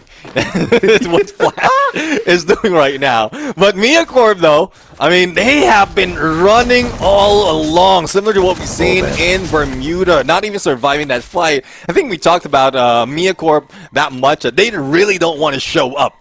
They don't want to bring that much of aggression. They don't want to put a target at the back of their backs right now, because a lot of teams has been targeting them. There's a few teams that might. I think I took a glance of some of how the response of the other teams are. MiaCorp is one of the top in being the rivals of the team, followed by Invictus Esports. So that's probably one reason why they're staying low. Absolutely, man. I mean, MiaCorp, ZMF, all losing players. This time, True Reapers finding some points for themselves on the battlefield as Flash continues looking for a recovery game here. The final opportunity, and they're making the best of it. Good to see those 9 eliminations on them through Mateos and Simba. MiaCorp on the route to recovery. I don't know if this is a intentional recovery that they're forcing upon themselves or not, but you know, as long as MiaCorp gets it done when it's most needed, man, if they can show up again in the grand finals, rock the grand finals, run away with the back-to-back championship, you will have to become a believer. Yeah, I mean, don't stop believing, as the song goes. But MiaCorp reminds me of SNPT at some point. I mean, they are going down, but still fighting back, and then the recovery was just on point. The only difference, though, is not they're not driving around getting all those coins. They're just walking and trying to survive. And if they had that Suzy, it would help them even better. But let's take a look at Celtic Gaming. Furious right now. I'm definitely furious, especially with the takedown what we've seen earlier in the CQC. He got hit with M590. I don't think he's giving that a chance for the team as well, especially when we're talking about True Reapers against him. But the Lightning Zone put that strategy to a stall, and Shooter and Lex is already possibly in view, especially if they step out of nature's cover. Yeah, Rage X is just running at Celtic GG, looking for the vending machine, but the brothers heading the opposite way now. What are the True Reapers doing? They're actually going in for the fight. It's True Reapers that called for this Lightning Zone here. They want to take advantage. I'm actually quite surprised. True Reapers is believing in themselves here at this point of time. And Rage X finally getting to the vending machine, but they lose Lex in the process. Rage X goes down as well. I would have just expected True Reapers to bring out the Lightning Zone and run. But these guys brought out the Lightning Zone and ran at Celtic GG. This is not looking good. I'm surprised. And I think what Celtic GG is doing right now, because they have one of their players already knocked down. Oh my God. True Reapers got ripped out there by Team ZD. But going back to my point, Celtic GG, they know that they don't know where the position of True Reapers are. So what they did is they sacrificed one of their players. They know they have cover of that vending machine that can go for that revive quickly. And then the moment, and this is a trap that has been triggered for a lot of teams. The moment an opponent is knocked down, everyone tends to rush in. And that's what True Reapers did, has fallen for that trap from Celtic Gaming. Oh, beautiful play here. ZMF though, looking for that pickup. Reyes, M24, jumps right in! Oh! Gets the up close and personal encounter sorted out with the M24. Insane snipe. And QE pulls away the revival as well. That's a fancy play right there. And Almir heading back in. The Mac-10 has decent spots. I mean, man, in Nextera, these late revivals, as long as nobody shoots you out of the air, should be able to find something for yourself in terms of utilities to play that final circle. Well, let's see now. QE. Reyes still on fire. Switching on an 11-3 M24 and VSK. Let's see if that will prompt Lil Flea to get into the rush right now. And I think Fisher Tiger has felt enough to go in for the flank, but they have it covered. That one player who got revived might be able to pick up a weapon and shoot them down, but it would be trouble right now because right next to him would be Celtic GG, Fisher Tiger, Team ZT, and some players of Stellar Gaming. So it's getting tight right now, AJ, and we know that Nextera has a lot of compounds, but if we're talking about 9 teams in this 12-minute mark, then they will be occupying most of that. Now, Flash is on an incredible run here. 15 eliminations, mamma mia. These guys are on fire, if I can say the least. Now, looking for the boxing gym encounter. Oh, too many squads now. Looking for their positions inside the circle. in the exact same compound, exact same defenses. Thankfully, the roof has got a decent enough ground for cover, and they have that circle pressure played perfectly well here on the side of QE. We do have some dominance outside the circle as well, not prematurely jumping in all at the same time. And Stellar Gaming takes 2 players out. This is a little bit of a surprise. ZMF just haven't been able to recover big time. Yeah, I mean, there's a lot of teams, and even Fisher Tiger is putting so much of pressure. A couple of shots right there. I think it's onto Summer players who's just coming back from the revive. But Reyes, great position to take. Not only is he using the cover, that glue wall as cover, but the tree as well to get that angle right. And the moment that they get into view, he just pulled that trigger. Now, will they be able to go for the flank? Oh, beauty! Oh, what a 180 from Reyes out there. Pure anticipation and aggression. Oh, wonderfully played here. Now Reyes on the pickup. Almir dropping by. But Colado looking for the Punisher. He'll get knocked down. Young King is there. Team ZT interfering. QE looking for that pickup. Will fail. Just too many squads now in this circle. And chaos as QE looks for that recovery play off of a fantastic jump. They just could not continue because of the interference. And now they'll have lesser numbers, but there is a vending machine to play recovery here on double. Dinoculus spots out no one. Everybody's working with whatever they can see on the battlefield. ZMF continues to lose players. Celtic, Hugo dropped, but he'll literally crawl right back to the squad. Help me, he says, and he will be helped. Skipping it, he was just an edge right there at the rooftop. But Team ZT is in trouble. It is the Ravage of Fisher Tigers bringing them down. So good thing quick recovery has been done. Celtic Gaming is also in the mix. Now, as we see, look into 3 teams in here. It's Team ZT who's capitalizing on most of the aggression. Only a corner to build. And even this area of Boxing Gym, that vending machine is available, but it takes a huge risk if you want to revive your teammates. So hopefully they will find all the covers, but SKG right now putting so much pressure with Powerfall on Stellar Gaming, and I don't think they can survive.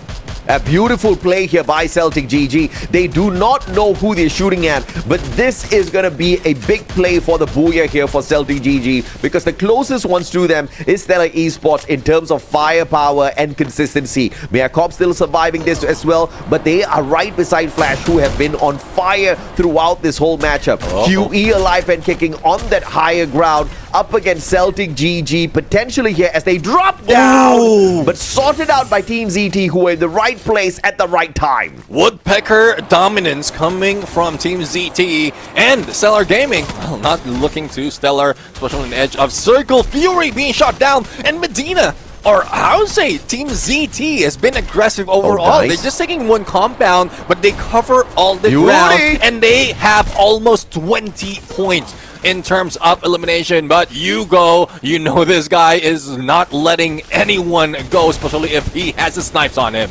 Yeah, absolutely. He's just keeping his eye on Team ZT as they make this rotation here towards Team Flash. Can they make their access in? M590s all around. He gets dropped. Hugo on the ground, and it's Stellar Gaming that turns around on them. But the final player will get taken out of the equation. Team ZT making the move towards the final circle already. 19 eliminations in hand, prioritizing the reposition so that they can find that place for a little bit of cover. Nachupi, the final survivor, on the other hand, just at a loss up against a squad like Flash, who have suddenly woken up. Simba the White Tiger just rocked it with an M24 on a CQC. Now, Meacorp though, Josh Ver. I think Josh Ver the only remaining, or probably not. But we still have 3 teams out here. Celtic GG is not one of them. Now, it's a 3v2v4 situation, and Team CD is the one who has most of the number. What Josh Ford needs to do right now, especially if he spots one player of Team ZT, is let go of that cryo mine, spot out how many opponents they have, and then reduce their numbers. But I think they're still a little bit distracted by Team Flash, and that's not a team that you want to deal with. You want to equalize the numbers first, and then that's where you go in for that rotation. Absolutely, man. Now, again, I haven't really seen a lot of those mini launcher rotations coming through from these squads here in the USA. We need to see a few more of those for sure. Team ZT just backing away from the shots off of Flash here. Flash looking at both squads, and Simba, what a headshot. Bilibix down on the ground. More stealth bites activated from Simba as he looks for the reposition. One in play the advantage, cutting the distance between him and the ZT players. Young King will take out his partner. Flash left with one final survivor in the name of Simba. AWM in hand. Simba, a sliver of health left here. Young King needed one more shot. Has the glue walls erected. One going in for the finisher, and Medina will get the final shot onto him with the VSK up close and personal. Now it's ZT up against Mia. I think that was the mini launcher that was laid out here. He's looking for that reposition to backstab them. Let's see now. Minigun would help them spot out an opponent. And Mia hasn't really moved that much in this corner. They do have a little bit of cover, but will they be able to get away from that, especially the shrinking of the circle? 22 elimination already for Team CT. Cryo Mine triggered. Now Young King goes in for a rush, pushes everyone outside of the zone, and it might look like the end for MiaCorp Team ZT for that booyah. MiaCorp did really well. We were looking for the survival plays. We were looking for the reposition. No matter what, they wanted to get to that final circle. They were not looking for big eliminations, Neptune. They were looking for the booyah. But the problem here is ZT was just so much more aggressive and so much sharper in this battle. And I think they've just encountered so many other squads in the previous battles already. They managed to really get prepared for a final battle. They had the right weapons. They were all geared up to take that extra bit of damage. Everything was going perfectly for them. Even the circle favored Team ZT. MiaCorp had to battle through a lot of that. Now, there's going to be a question of consistency again from me to MiaCorp, but I'm not going to mind, because at the end of the day, if you're planning to be a part of the top 18, man, what MiaCorp's doing is more than enough. Yeah, exactly. I mean, it's not really a huge stretch. They have been consistent in surviving and getting decent amount of elimination, and we really are looking forward to how well they can elevate that towards the latter part of this competition. Group stages, we do expect that there will be a little bit of strats hiding, coming from not only from MiaCorp but also a lot of teams. And Team ZT is just taking advantage of that, stacking up on the numbers. Same goes with Celtic Gaming. Celtic GG. Just show up, put in the numbers, and I'm pretty sure they're also competing on the cut line required out of the 24 teams right here to get into the 18. Once they reach that or get close to it, and then that's where they slow down. Try different tactics that they can use in the grand finals, and we might see them as champion of this game. Absolutely, man. And, you know, you called it right earlier. Hugo, just one of those exciting snipers that we've got within the circuit. And he was just dancing out there. One difference that I see from Hugo this time around, I think he's so much more deadly up close and personal. He started working on those shotguns as well. And I think we can expect a little bit more from Hugo, a little bit more from the squad in the overall grand scheme of things. Iron V, on the other hand, not a great run this time around. You know, but not their fault. I think they just got caught in the wrong place, wrong time. Fisher Tiger, a little bit of recovery in terms of survivability, but one team that really turned their fate around with this third game was Flash. I think in the first two matches they were really tortured, but they reaped big numbers off of this final game. Yeah, I mean, they had good position as well. Well, not as good as ZAM team or Team ZT, but it's just that they managed to stick to that, got a lot of elimination. They were timing those approach crucially. They're not just going in, and we've seen that not going in blind. We've seen that from other teams as well, wherein they see a knock and they get eliminated because of how aggressive they respond to it. And this is where they just stuck their way in one corner, spots out everyone, and that vending machine, again, another double-edged sword. It can be a revival for your team, or you are just adding points to your opponent, especially on that drop. Yeah, absolutely, man. And Celtic GG, they reached the final circle. Man, I mean, 3 games in a row, you've just seen perfection out of Celtic GG, right? Consistency. In terms of the eliminations, they have been quite consistent.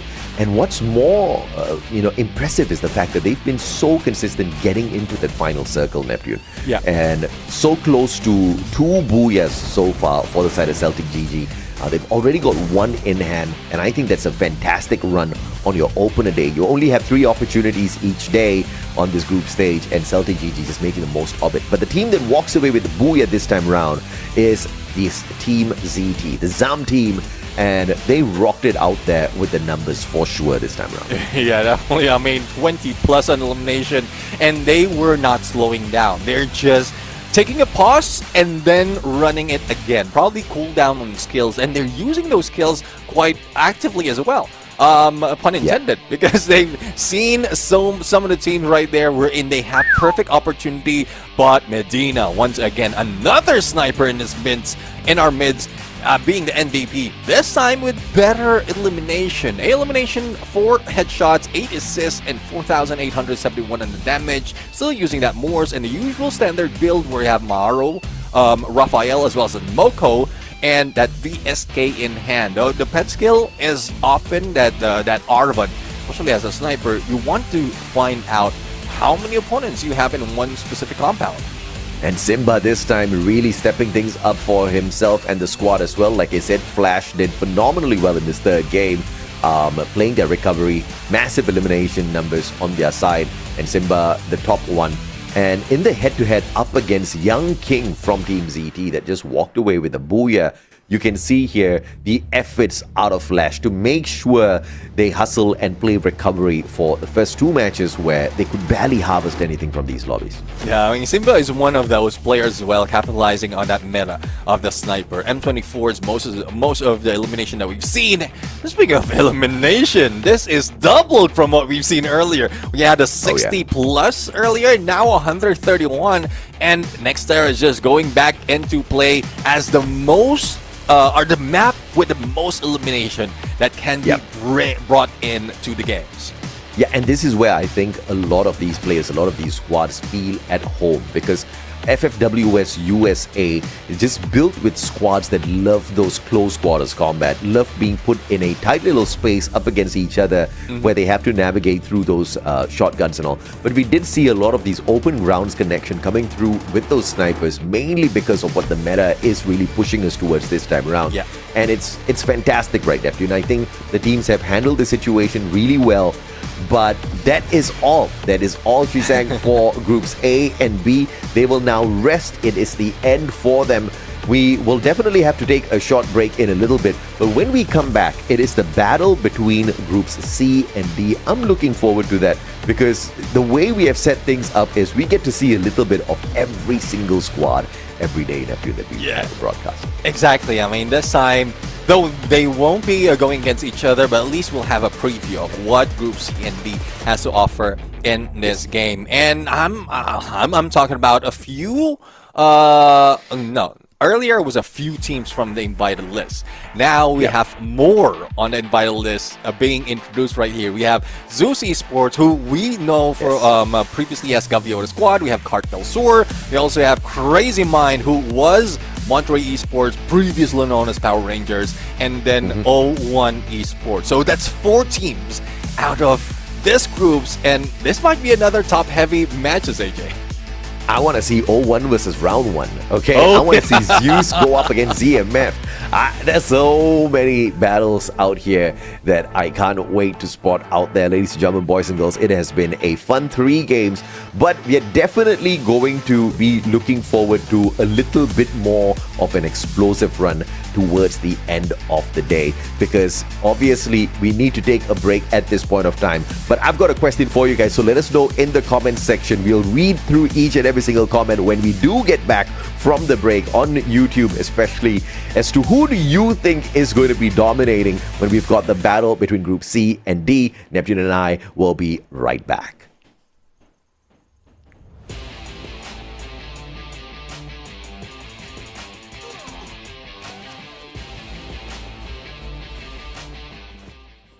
While I pick myself apart, oh, my war's just begun.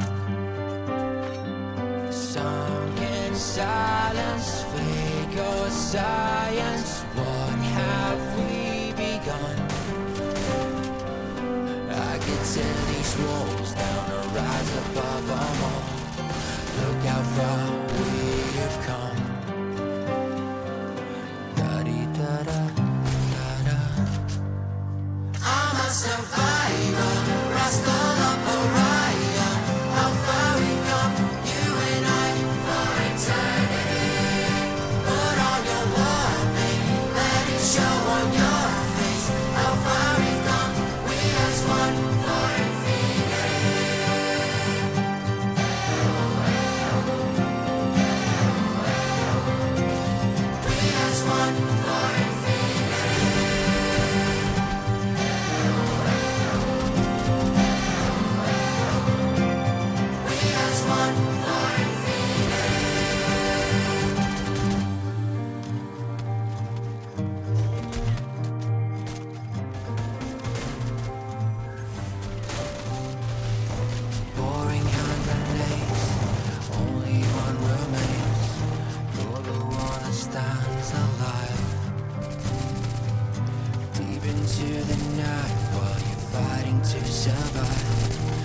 focus has a state of mind.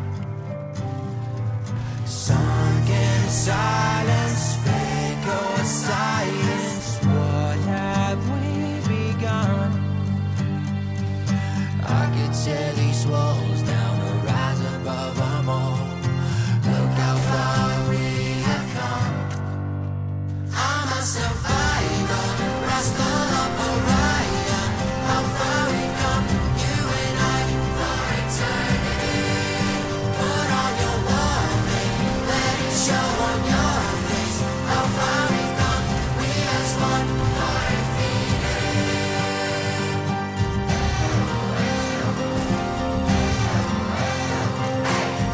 We as one for infinity.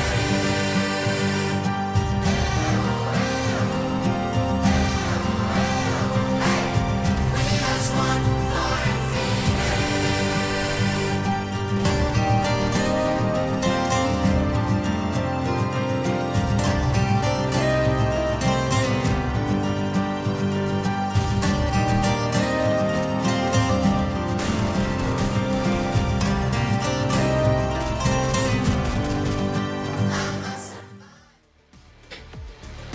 Welcome back, ladies and gentlemen, boys and girls. My name is AJ. I'm the Mustache down here with the one and only Neptune's Gentleman Garcia. This is the Free Fire World Series 2026. And, you know, this is a very important part of our competition, Neptune, where we've already seen what the summer season has brought for us in terms of the first two groups of the group stage. Now we've got some squads who have been sitting down, watching all of the action, just waiting for their opportunity, and they will get 3 matches. The group C and D now get thrown into the fray. You've already said before we went into a little bit of a short break here as to which other squads you are looking out for. The fans have already thrown into the comment section who they are looking out for in terms of dominance out here. But it'll have to be proven out there, man, because we've got too many big names.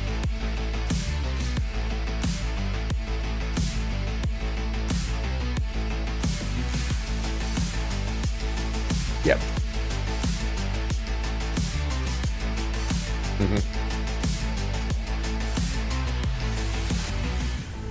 On how they are going in on this battle. Sorry if you didn't hear most of that, but I'm really looking forward to some of the big names that we have in this competition being reintroduced in the Summer League right now, especially in Group C and D. This just tests what's going to happen out of this contention of the survival stage teams going against the invited teams, if the result would be the same from what we've seen on Group A and B.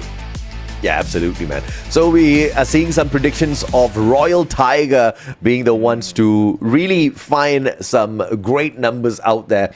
But I don't know. I think Royal Tigers have really have not stood out that much so far in the competition, unless they want to make this their big run that's coming on through. Because as we await this next map, what's interesting is we're just going to go through the flow of maps, even though it's different groupings. So as we introduce Group C and D, we're going to be battling at Kalahari. This is where the new, the new meta really shines. The snipers get to dance around quite a little bit. I do agree, and we've seen that so many times already, especially on that that previous Nextera game, wherein most of the snipers, I would say 2 games back to back, because it's the MVP that's coming from the snipers, most of the elimination are coming from those long-range engagement, and it just proves to show that they're running with the with the meta right now for this update. But I'm really looking forward to how they're going to switch it up, because we have some teams who can use a sniper in the CQC, who with a combination of some of that shotguns, SMGs like the Bison and M590s, if they can switch it up on either side, from both end of the spectrum, then they would be a much deadlier team, because no one can engage them from a long range as well as the CQC. Man, I definitely agree with you, man. As we spot the list of maps here that we're going to be running through, it's going to be Kalahari, Purgatory, Bermuda for the groups C and D. And I totally agree with you in terms of what's going to happen out there once those snipers go out, and if they're able to get into a CQC. And it's crazy that the VSK allows a sniper to do that. We even saw the M24 being used up close and personal as well. Obviously, in that situation, no scope. I'm just going to take my shot, see what happens. They get the drop. Fantastic stuff. But you know, as a sniper, to master the M590 is not really a walk in the park, you know. Timing of the shot versus the connection when the player falls, it's very dynamically different as opposed to getting a sniper shot. So, you know, it's interesting that some of these players are still rocking the shotguns up close and personal. You know, this shows a lot of flexibility with their mechanical skills here, Neptune. But at a certain point, you need to start going in with a little bit of a specialization within your squad in itself, so that you can really reap the best in some of these lobbies, right? But you know, a Swiss Army knife has always come in handy, so as long as it works for the squad, Neptune. Yeah, I mean, we always talk about the difference between an all-rounder player going against the one that is fully enrolled. And what we're talking about is like not only the role of the snipers, but also in certain situations. That's one thing that we opened up in the previous map, where in certain situation requires you to go for a specific role. Whether you're the ones who's saving the squad later on, if they go for an engagement and go for a revive, or the ones in the front lines who's trying to give that distraction to give way for your team to either escape, to regroup, or fire back. And that's just some of the things that we don't see often in USA just yet. We've seen that in other regions, especially in the championship region. But I want to see that adjustment being done as early as now, so that when they jump into the world stage, like Esports World Cup, they know exactly what needs to be done, what adjustment needs to be made for them to go against the top dogs. Yeah, and obviously the ball game there is going to be very different because you interact with some of the other regions, but you need to play your own game. I mean, fine, right? In terms of rotations, timing, when you're going to go in for the attack, when you're going to retreat. You got to be positioned very close to these vending machines. Rotation from compound to compound needs to be planned out in a way where you know for a fact that when you're rotating, and you get caught out in, you know, a midway rotation, where do you default back to? Where do you get to these vending machines? And do you have the mini launcher on standby with you for some of those, you know, final second exits? If you've got some exit strategy, you're probably going to survive a long time in these lobbies and stand a fair good chance to walk away with the booyah, even if you're not moving through the rest of the teams here with eliminations one after the other, right? So you really have to play to your strengths sometimes. Not everybody can be a monster out there, a sharpshooter who can really farm lives. Sometimes the name of the game is survival, and you got to figure out how to do that. I do agree, but let's see though how the team's going to survive right now in desert sands of Kalahari as we start off our flight. And we're already seeing and looking at 90 Piketty Esports team that we've seen from previous season, now coming back after surviving the survival stage, but they were not that flashy. They didn't put up that much of elimination, but it's a good thing that they're part of this group stage, and if they can bring in numbers this time around, we might see a better chance for them in the grand finals. But they might be having a few more of contention as well in the refinery, as we see two teams. That is RT going against another squad, which is O1 Esports. And Refinery is suddenly hot drop right now, but as we go into a different squad as well, we're seeing Shadow Esports, a Shadow 7 going against Cartel Sur, and we know how aggressive Cartel Sur is, especially as they have Muslim back into play. Absolutely. We throw down on the lower ground as well. Just waiting for Shadow 7 to make a mistake here. Muslim in the right place, right time, AR-94 in his hands. Double shot here, getting flanked halfway through as well. Velen will get dropped down to the ground. Time turner pulled out.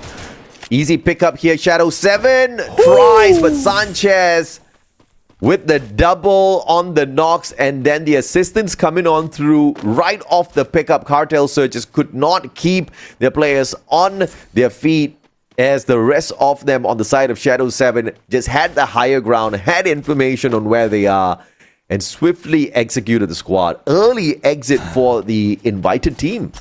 Yeah, I mean, it's tough, especially with Shadow 7. We've seen them on the second set of survival stage, as well as that final day. And though they didn't get that much of booyah, especially on survival 3, they did manage to equalize in terms of elimination out of the top teams from that mix. So nothing less expected from Shadow 7 right now on that early engagement. And I don't think Cartel Sur was expecting that either. They were thinking thinking that they were free to roam around and get all those knocks from afar, but Shadow 7 says otherwise. Danny Piquetti, another team that we are expecting to perform, but Delta Esports is bringing them down. But Darius and Chris has been taken down. They need to decide whether to go for a pickup or go for an engagement, and Emma King might be taken down a bit, especially with Max 7 and a close and personal. Focus in, didn't give him a chance. Yeah, Emmy King just needs to close the door, man. You know, he stepped on in and he left the doors wide open. Pokos in was like, oh, I'm invited? Thank you very much. Max 7 to their faces, 90 Spaghetti Esports. One big mistake there. They could have kept the numbers advantage in that situation. That's how the cookie crumbles. You got to make the mistakes early so that you can find those recovery and make sure you find the qualifier to the knockout stage as well. Deltas with very well-earned 3 early points. Now here comes DZ Esports in a situation as well. Up against Shadow 7 out of that earlier battle. Shadow 7 looking for those knocks. Lian down, but Alex brings him back right up. And the back-to-back drop coming on through. Lian getting the double knock coming on through. And it looks like DZ is about to overwhelm Shadow 7. And this is what we're talking about, man. There's just no one team that's topping USA right now because everybody's leveled up, Neptune. Yeah, I do agree. I love the prioritization on the pickup right there. But let's see. Zeus MJ going against Mayota. And let's see the powers from within. Will he be able to survive? Shots not making it, but the RGS up close and personal. The best weapon against a vehicle, and especially against one final player. So we have another team being eliminated right here, and quite a phenomenal feat on that 1v1. Yeah, man. Crazy Minds. Again, this is just another squad that has been invited. Early exit for the teams that have been the recipient of the red carpet welcome directly into the group stage.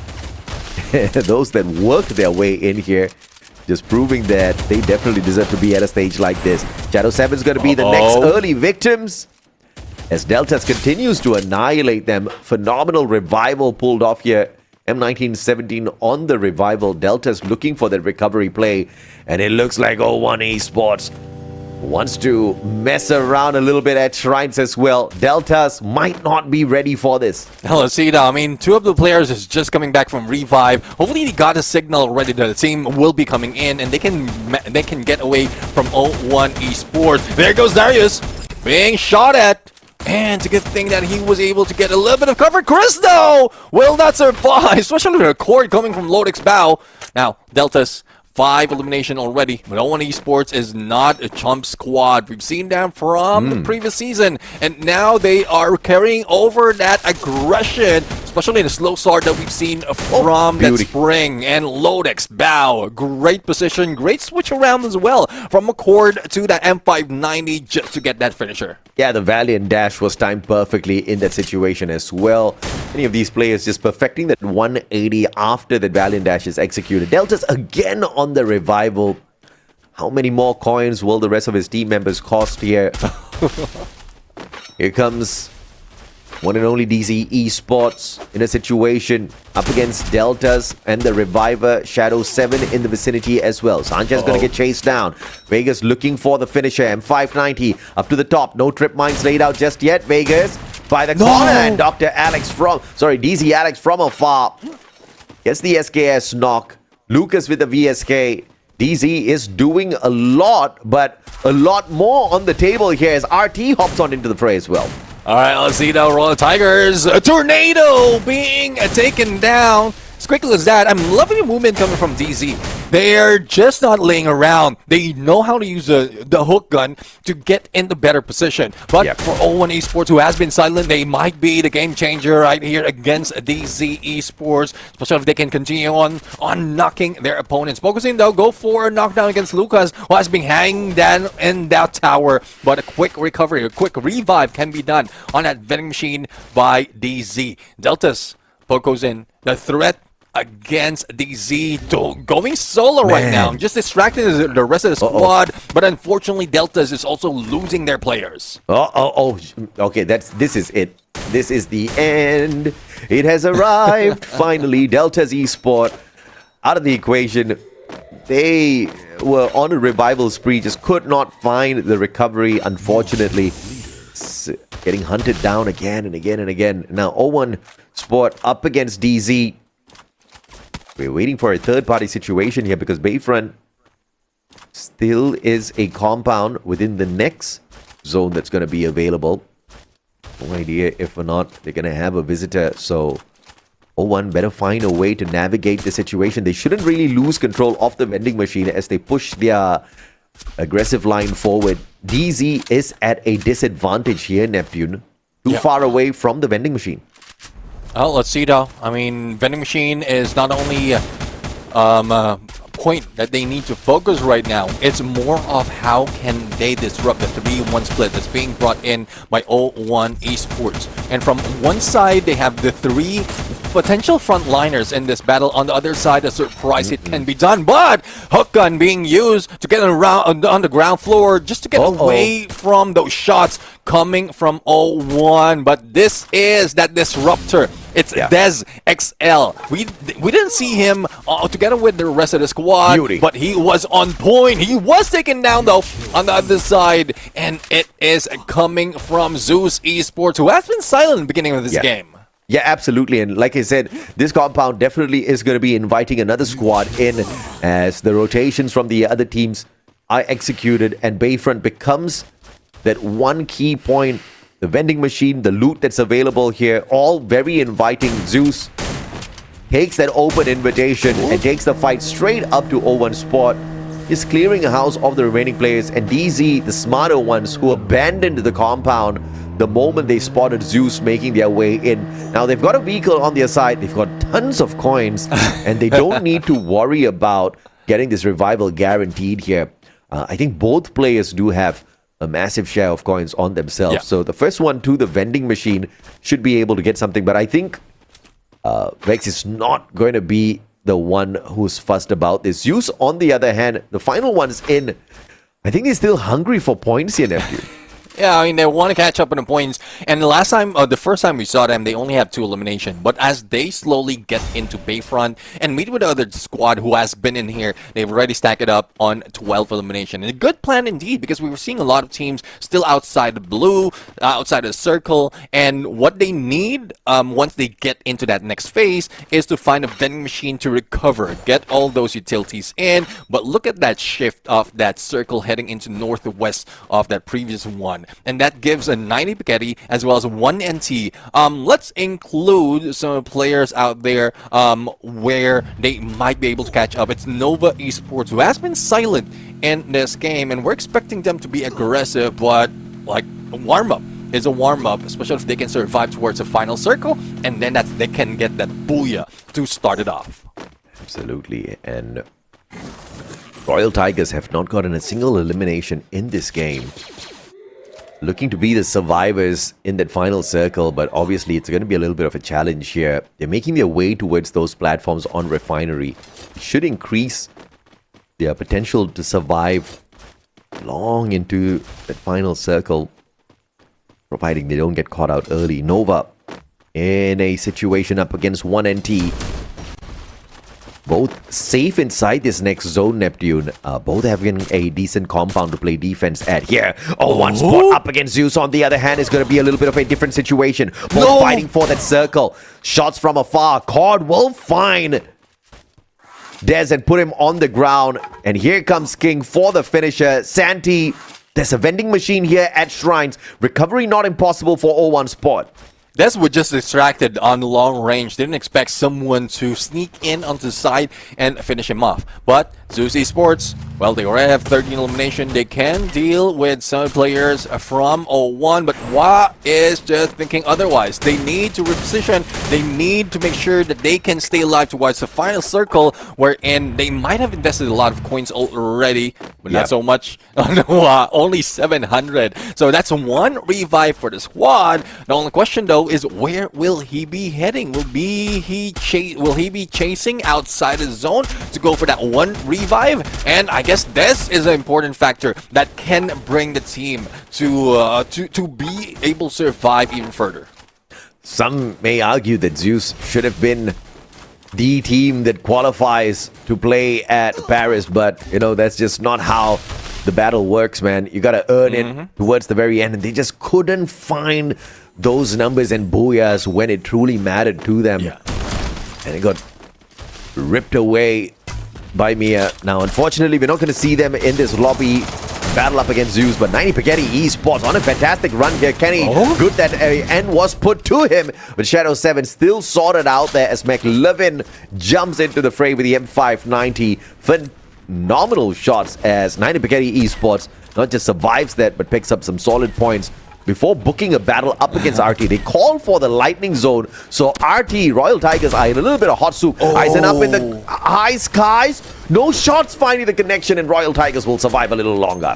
Yeah, I mean, they were forced out in there by that lightning zone, and RT repositions now in front of DZ. They might be able to get a few more eliminations, especially if they sneak in the grenade in that small compound. But DZ is making sure that they will not be taken down as RT Royal Tigers is royally being knocked down one by one. Only Flash remain though on that AWM, and I don't think in this map, in this kind of scenario, he will survive any longer because a lot of snipers would be onto him. But the cryo mine coming from the other side saves land, but Ruthless would be the first one to go down out of the 7 that we've seen earlier. Man, that's no way to treat royalty, but I don't think the subjects care much here in this battle of Kalahari.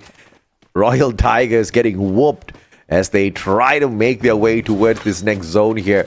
Zeus Esports 17 eliminations strong, and that's what I'm talking about. What we're missing out in the USA here. You gotta use those mini launches. You gotta fly through the air as you find your rotation, Neptune, or you're just gonna get snuffed out, caught out in the open. Also, the squads just haven't learned that yet. And some of the pros here getting that rotation done perfectly. King with the cord finds King Goat on the opposite end with a headshot. And Nova not doing too bad at all on survival. Now in lightning zone, but not too tickled by it as they do have a safe defensive place to play here. Yeah, I mean, they do have everything covered. Only a couple of openings right there from windows, and they can focus on Zeus Esports, but hopefully they don't focus enough on one player because a flank might happen right now, especially as zone will be closing in. But you know that 9 Spaghetti is on one side. We also have one NT on the other, so Zeus might be in a pinch, or literally in a pinch, and they need to be cautious. Nades onto them, Riptide Rhythm, but King didn't make that shot count. And McLovin might be giving them some hugs and kisses right now as they get close. King just battering those glue walls with the cord, managing to break it down, but no knocks coming on through just yet. And here comes the fight back from 90 Spaghetti Esports. Car 98 in the hands of Kenny, looking for those shots. Nobody stepping out in the wrong time, or the perfect timing for him. Time turner forced by Kenny here as he was brought down to just 50 HP. Setting out of the open a little bit too long. McLovin down. Too low on that HP, and Gaviota takes advantage with the M590. King dismantles Emmy King as well. And he turns on Gaviota, but the focus for Zeus is always picking up their team members before engaging once again, keeping the numbers advantage up against 90 Spaghetti Esports. They dismantle them. 20 eliminations strong. And Zeus once again putting on a good show.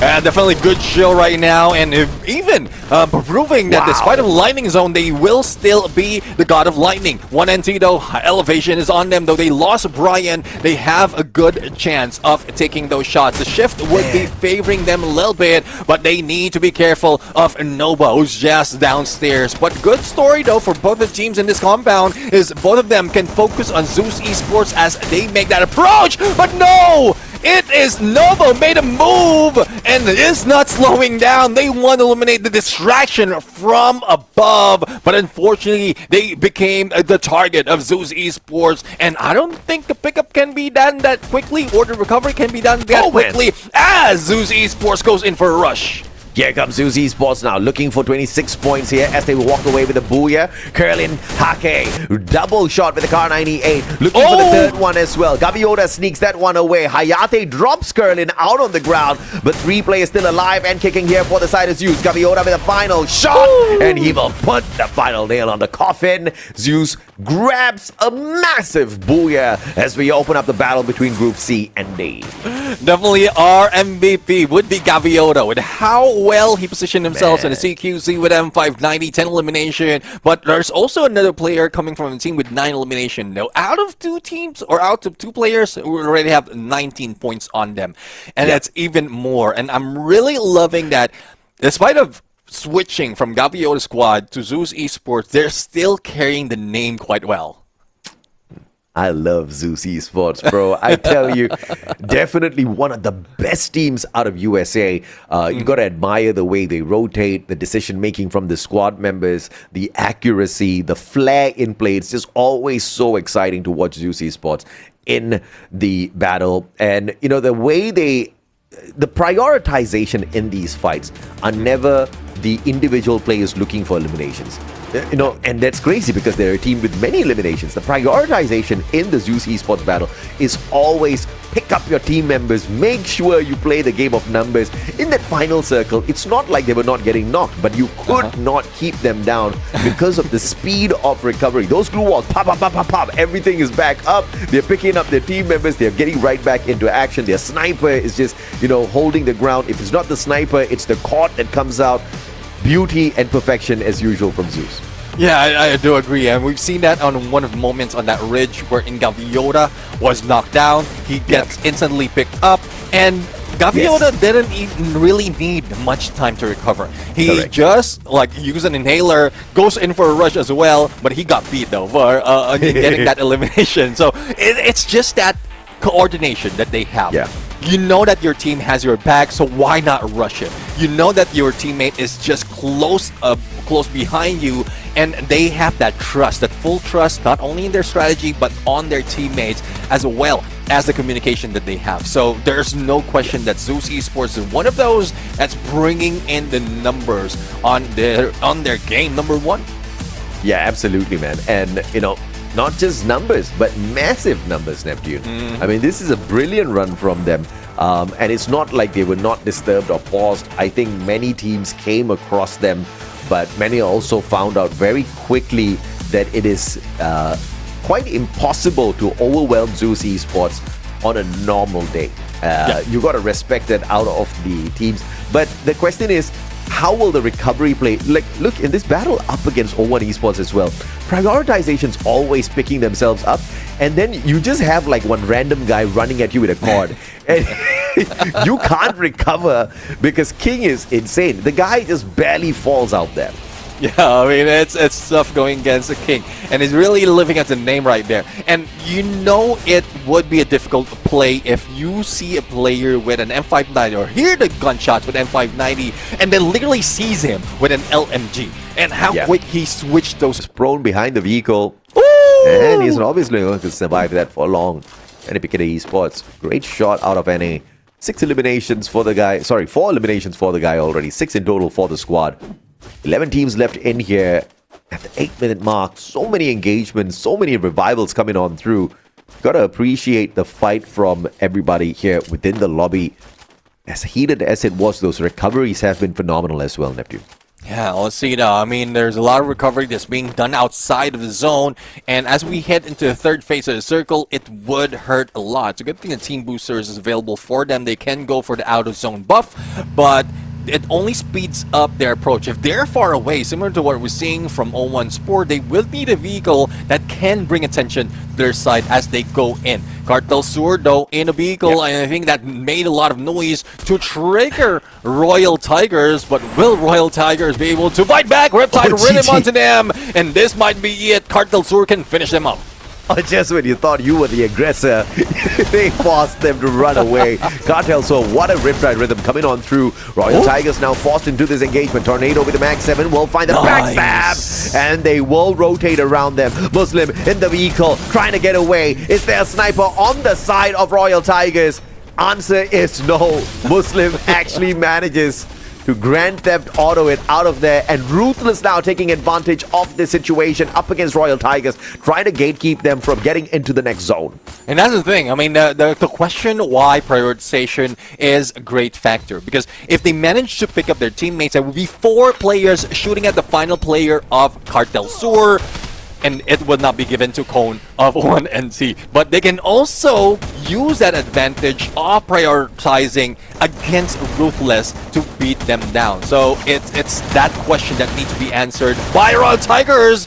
But if Tornado will be taken out, that will be it. Royal Tigers would be bidding GG out of purgatory. Yeah, Tornado's just twisting his way out of this one. He's like, nope, I want to look for those revivals for my buddies. 0-1 spot, getting into position here. Good use of that mini launcher. And setting up an appointment up against Crazy Minds for themselves in a bit. Zeus, on the other hand, on the recovery play, shutting down player after player from the side of 1NT. Royal Tiger spotting out just MJ from the side of Zeus. Okay, him to the ground. No elimination. Just shows that Zeus, again, is just instantly recovering from this pressure. Now looking at 0-1 spot as well. I'm wondering how far is Zeus if they could knock down a player with the M590. Let's see though. Let's see if they can pull it off. There you go. A play against DZ, and it's getting easier over and over. Gaviota goes in for the pickup again. Plan is still on point, it's still the same. Go for recovery and then full on eliminate this squad. And DZ got eliminated on 10th. They're still full squad trying to recover. We're not seeing that much of help other than that heal UAV and finally that heal pistol as well. And that's one thing that we don't see often out of squad right here. Gaviota or Zeus Esports is doing it quite well. Absolutely, man. I mean, Curlin Hake was just brilliant in that situation as he managed to pull those snipes out, and up close and personal, no problem. SMG gets whipped out and he is just as deadly. Now Crazy Minds up against 0-1 spot. This battle has not kicked off just yet. Crazy Minds wants entry into their compound, but both will be put under a lot of pressure here on the movement for the next circle. Up on top of that elevation, they've spotted out Nova. They have to back away, focusing fire onto Crazy Minds now. Beautiful play on that narrow. One player gets taken down. Mayota with the shots from afar. Crazy Minds, but 1NT off screen gets taken out of the equation now. Yeah, and that's one thing that's surprising, that boggles my mind right now. 0-1, or rather Crazy Minds, has a good potential of taking down the other squad who is above them, that Nova Esports. But 0-1 was, again, they were distracted, or their focus was split up right now, trying to break down one of the blue walls, and then the opponents would be shooting up from the other side. So that's one thing that they need to work in right now, prioritization on the target. And if they want to deal with Nova, so be it. Focus on that, and then deal with the rest later on. Shadow 7 and Zeus both battling for this next circle. Shadow 7, the ones closer to it. They've got the high ground advantage as well. But Zeus, as usual, just using those glue walls perfectly right in front of them as those barricades, tossing out those glue wall melters, taking down the defenses, forcing the players on the side of Shadow 7 to reposition and using that to their disadvantage. King just rushing on in, Valiant Dash, breaking down those glue walls. M590 getting the job done. And overwhelming squad after squad as usual. Shadow 7 left here with Misa Gold. Misa Gold focusing. Sanchez with the backup from afar, just could not get those shots. And Curlin looking for the flank and a better position. Misa Gold's going to get caught out here with a Thompson that's already been beefed up by the enhanced hammer. And the circle just playing to a little bit of advantage here for Shadow 7, forcing Zeus to reposition. Yeah, I mean, Zeus right now, we thought that Gaviota already being eliminated would slow down their CQC, but we still have a King. And Godnade, will he be able to finish off Missing Goat? Spots him, there goes the shot, and King!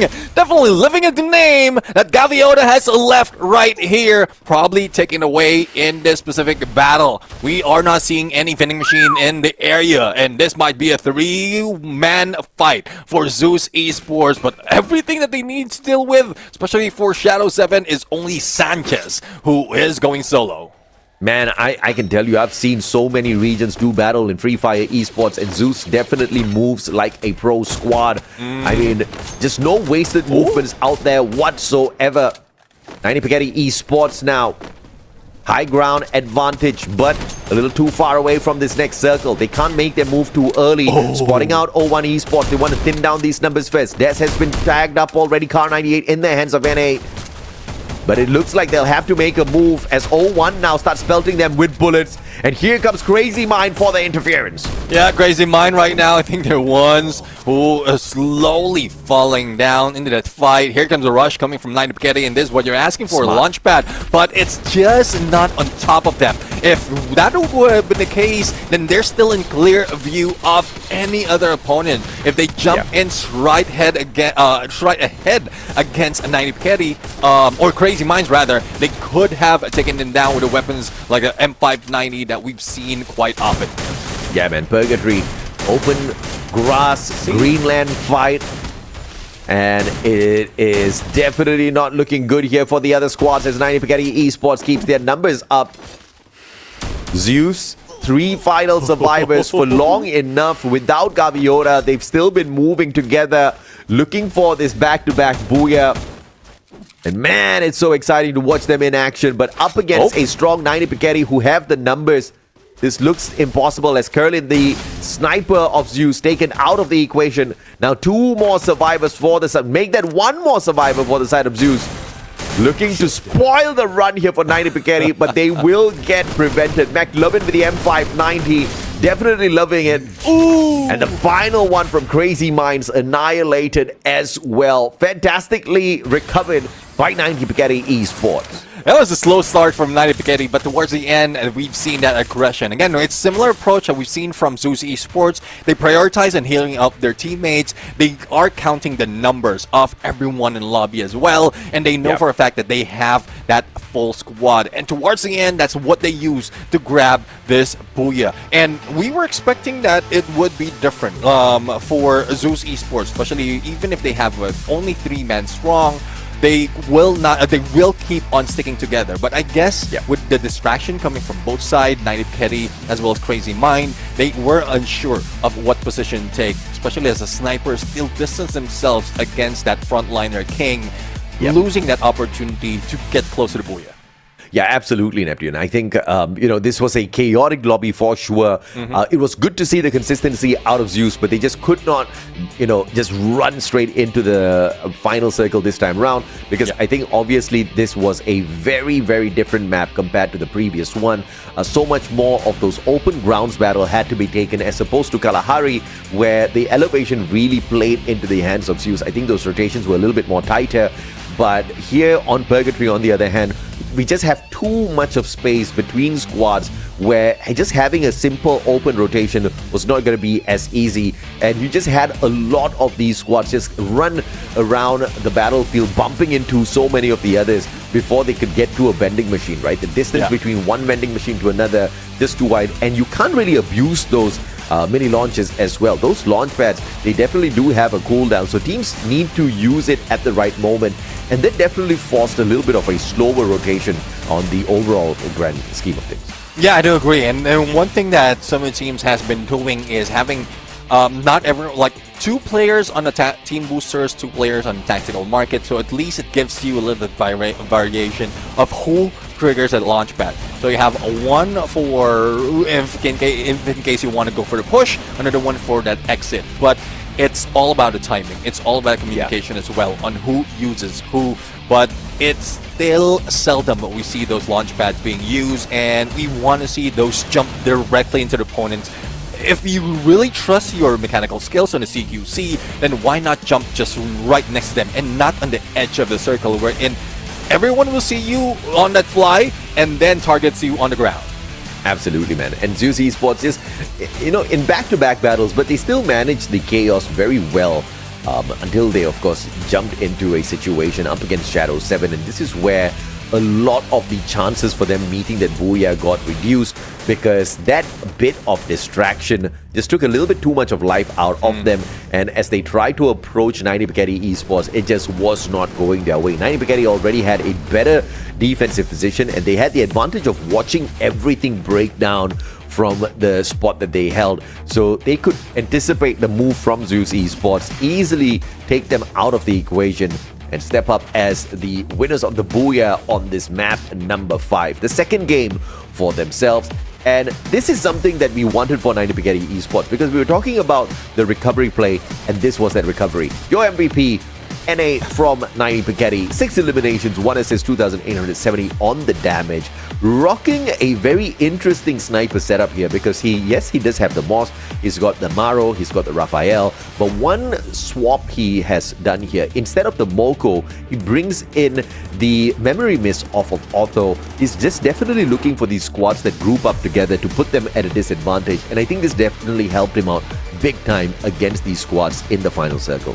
Definitely. I mean, Memory Mist, we often see it in Clash Squad, and if in case, for those of you who don't know, I mean, after a knock, if the enemy does a mark, or it marks the enemy within the 20-meter radius and slows their movement, it's great for snipers out there, especially if you have frontliners who will be able to go in for that rush. But let's take a peek on a head-to-head right now. It's NA going against King of Zeus Esports. So this is similar, quite different in terms of role, but look at the numbers right there. Elimination wise, it's NA who managed to pull it off, probably the distance that he is taking those shots, but a CQC, King just managed to take over after the knockdown or elimination against Gaviota. So even on that M590, look at that, 11 headshots, bro.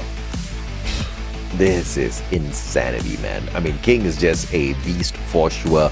I just could not find a lot of the finishes off of the M590 headshot, unfortunately for him, because of how chaotic this game was.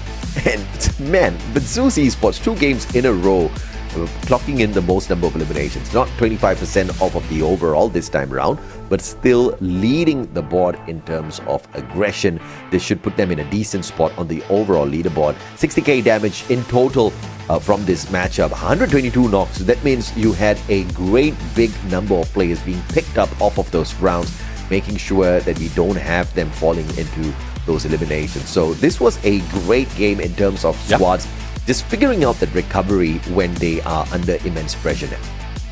Yeah, I do agree. I mean, I'm really loving this turn events coming from the team right now. But for Naya Piketty, who did manage to get that booyah, they didn't put him that much of numbers earlier. I think they had 16 total points, only 9 elimination. But with the 14 elimination plus that 12 placement points, that would make them cross over onto the left side of overall leaderboard and join some of the teams that we mentioned earlier, who only in one game managed to do so much more compared to the others. Or when I say others, the ones coming from Group A and B. Yeah, absolutely, man. Now, we're obviously curious about the overall leaderboard as well, because we've gotten already a little bit of a sneak peek earlier on, and we saw that with just one game, Zeus Esports have already now started contending with the teams who have completed their run within Group A and B. But with this second match, where did that put them on the overall leaderboard? How much closer is the squad? Because obviously this was not a monstrous run once again for the side of Zeus Esports. Spotting them on the overall leaderboard, they are now in the second spot, Neptune. How is that to be an insane squad out here? 41 eliminations. They are currently now holding the record for the most eliminations with one more game to go. Yeah, I mean, they have the current record for most elimination for a day, and then we're just talking about 2 matches already.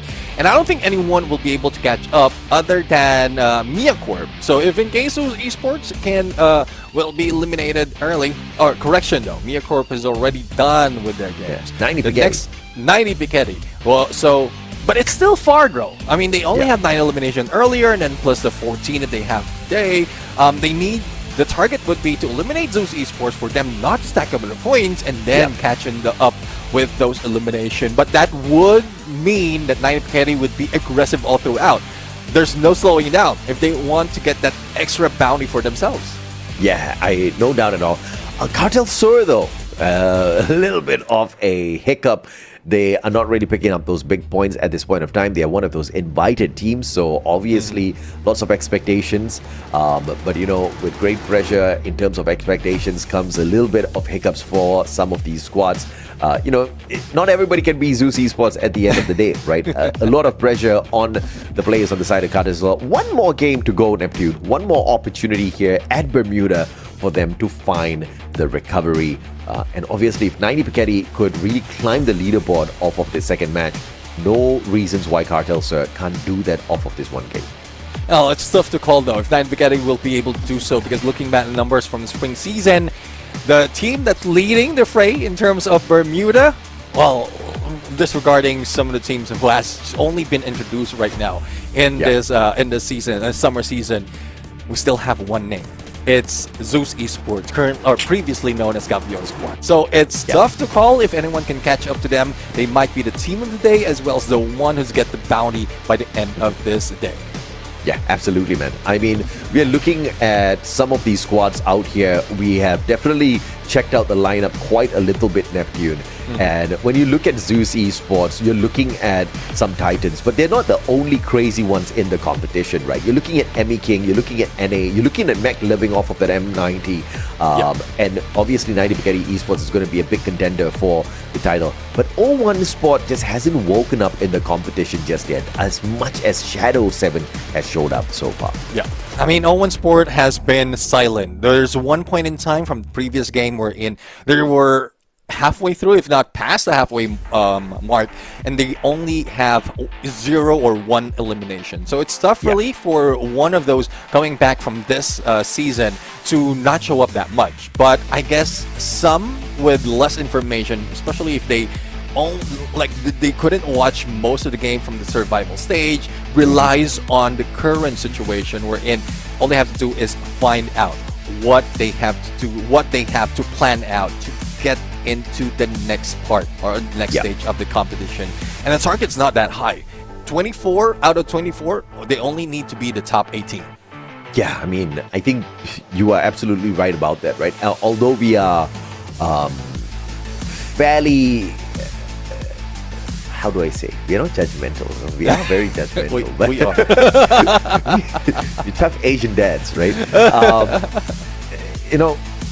It's fairly easy to get into the top 18 for a lot of these squads. But we're not looking just for the top 18. We are looking for the quality of a champion within the survival stage in itself, right, that happened last week. So we're just looking for more consistency, more viability out of these squads. I think, we've already progressed from a point where we were just desperately looking for USA to play on the meta. Now that they're already playing on the meta, we're looking for consistency. Now that some teams are already consistent, we want to see if or not they can really manufacture their fate out there on the battlefield, right? Because if teams like Zeus Esports can be aggressive but can't guarantee a booyah, they're not going to be like Miyakop. They're not going to find those qualifier into those big competitions, because now it's all about champion rush, man. You got to figure out how to get there fast and get the booyah when it's desperately needed. Yeah, I mean, with what AJ said, we're just becoming the Asian uncles right there, expecting a lot from the team right there. You've shown us one, we're asking for more, and we really want more out of the teams out here, just to bridge the gap out of the other regions who's already done so much without a pause out of the years that they've been playing Free Fire. Because we know for a fact that USA did have a little bit break, but I know that some players out there, some teams out there, it's just a competitive scene that we've seen a break, but the players has been already playing. I think that we have one team who's been together with 4 years already, and they're still playing this much. Still a lot to prove out of this kind of competition. So and it's good as well for motivation for the team if you can improve in a short amount of time, given the fact that some of the teams will be, or MiaCorp will be heading into EWC. That might be your team. For those playing in here, you might be the next one heading into the global stage and the global finals. Yeah, absolutely, Neptune. It's a possibility now, right? We have seen this happening already for a lot of them. Ladies and gentlemen, boys and girls, we are gearing up for this next match. It's going to be the final game of the day before we take just a few hours of a short break, and then we are back in it once again tomorrow, right? It's going to be the battle at Bermuda once again, but this time with groups C and D as they complete their third match run here. We've already seen how Zeus Esports has climbed the leaderboard just with 2 games now, just a couple of points behind the number 1 squad who has already completed their run. Can they now finish up with a 100-point bomber at the top of the leaderboard? That's going to be the question. I'm also, of course, with the question of what in the world is running through Celtic GG's mind right now. Like, man, they did so much, and these guys are almost overtaking them with just 2 matches. Yeah, I mean, that's tough. I mean, if your aim is to be number 1, then it would be devastating of being taken down by Zeus Esports. But again, they do have the name, they do have brand, they do have that prestige coming from previous season, and they're just carrying it over right now. So here we have it. Final game of today. Group C and D continues it on, and those last match, but it is not yet over. This is only the first day of the group stage, and let's see what they have to bring in the OG map of Free Fire, which is Bermuda. Absolutely, man. As we head on in for the final game, looks like the flight path is going to be absolutely fair and kind to everybody out here. And Zeus Esports, we definitely want to keep an eye on these monsters. It's just non-stop action when you've got them in the lobby, Neptune, and I expect them to farm the living life out of everyone in this game as well. Let's see, Zeus, TMJ just swimming in there from the skies, heading into peak right now. We've seen this happen. Zeus are one team taking advantage, taking that peak, but no contention overall. Oh man, wow. Shadow 7 though!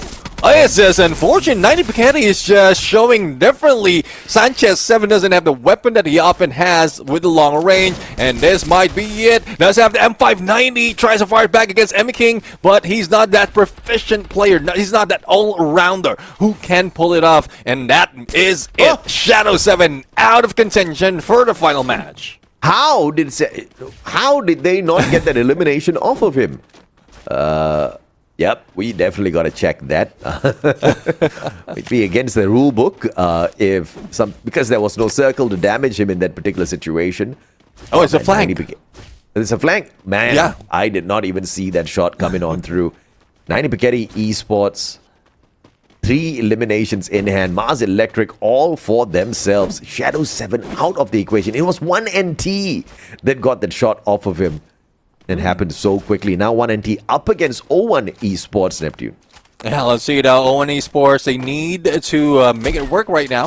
Far away from the rest of the squad. O1 is already ganging up, not only against 1NT, but also against Ruthless. So one player from 1NT, one player from Ruthless, and I think in the horizon we're seeing another one from Ruthless as well. So if they can regroup, there's a better chance for them to win this fight. I think they've looted enough and also activated the skills, or skills are ready for them to utilize in this battle. But 1NT, special Lian going a solo mission. I don't know what the plan is, but Andre tries to go in for the rescue and regroup, and he will be taken down by Lorix Bao.